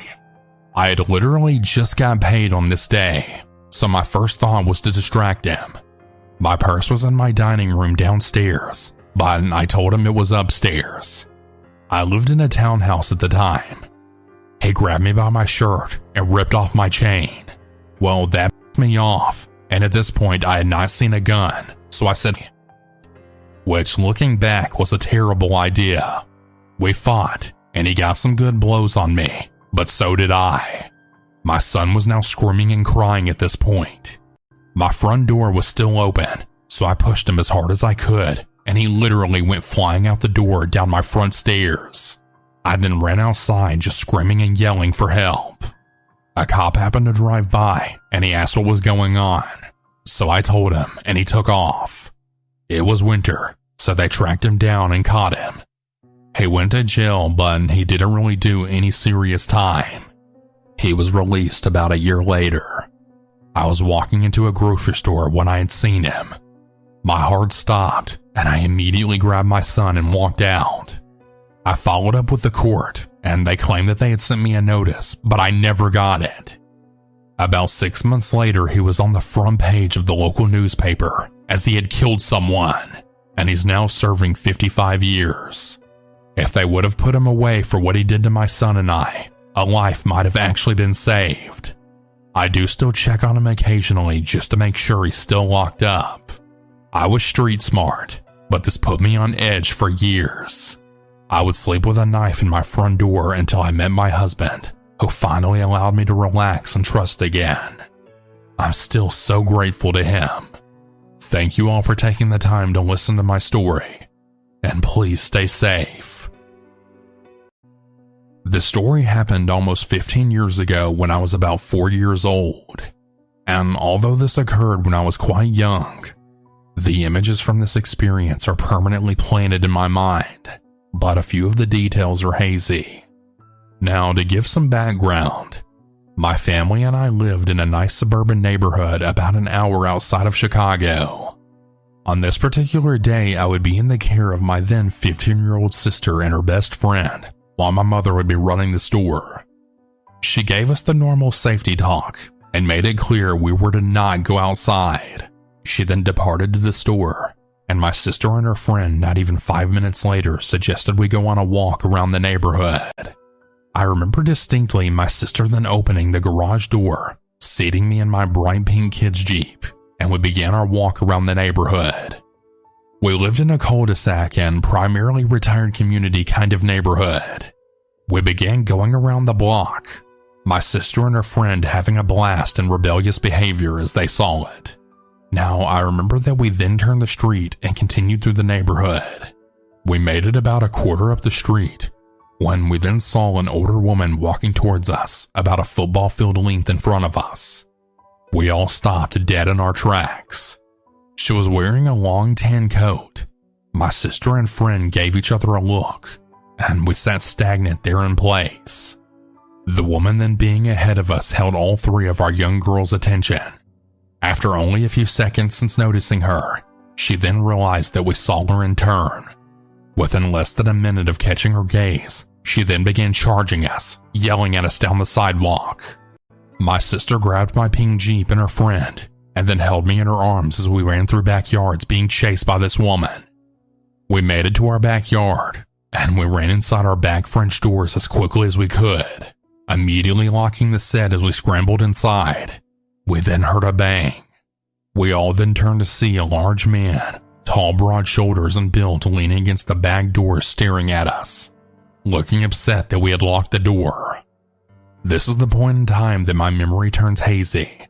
I don't really remember what happened after, but I do remember my sister calling the cops and my mom returning home and scolding my sister and her friend for calling the cops, saying they were teenage girls and just liked to start drama.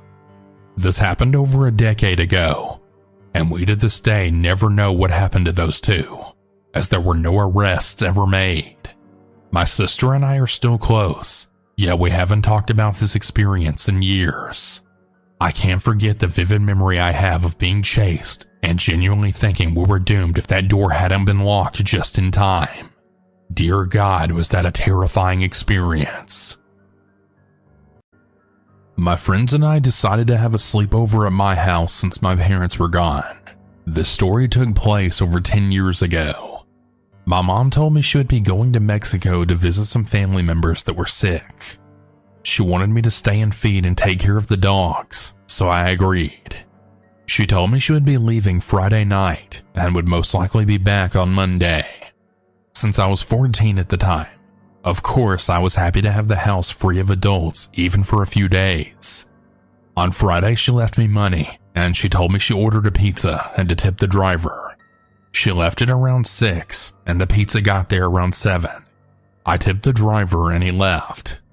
Around 8 p.m. I decided to call my friends to see if they were trying to hang out, as I didn't want to be by myself that whole weekend. My friends, who we'll call Omar and Lewis, had agreed. We all kind of lived in the same neighborhood, so they had biked to my house.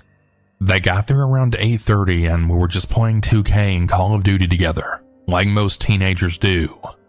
We had stopped playing around 11 and we were getting kind of bored, so we had watched a scary movie.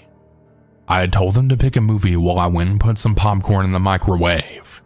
While I was putting the popcorn in the microwave, I had heard a big bang in my backyard, like something hit our fence. Now, my kitchen is at the back of the house, and there's 2 big windows in the back, so if something was there, it for sure would have seen me. I thought it was probably my dogs just in the backyard, so I just shrugged it off and we watched the movie. Mid-movie, we then hear knocking at my front door. This startles us, so I decided to go see who it was. Well, I go to the door, and I see a girl no older than 19, and she starts banging on my door telling me to open it. I then hear her asking for help, saying to open the door and that something's after her. As you can all imagine, my friends and I are scared right now. Lewis decides to run over to open the door to help her, but when he does, she pushes the door open and knocks him down, and then 2 other guys come right in behind her. When this happened, I knew right then that they were going to rob us. That's when Omar and I run up the stairs, which was probably the dumbest thing we could have done. Lewis got up there quickly and had followed us, and the girl followed us too.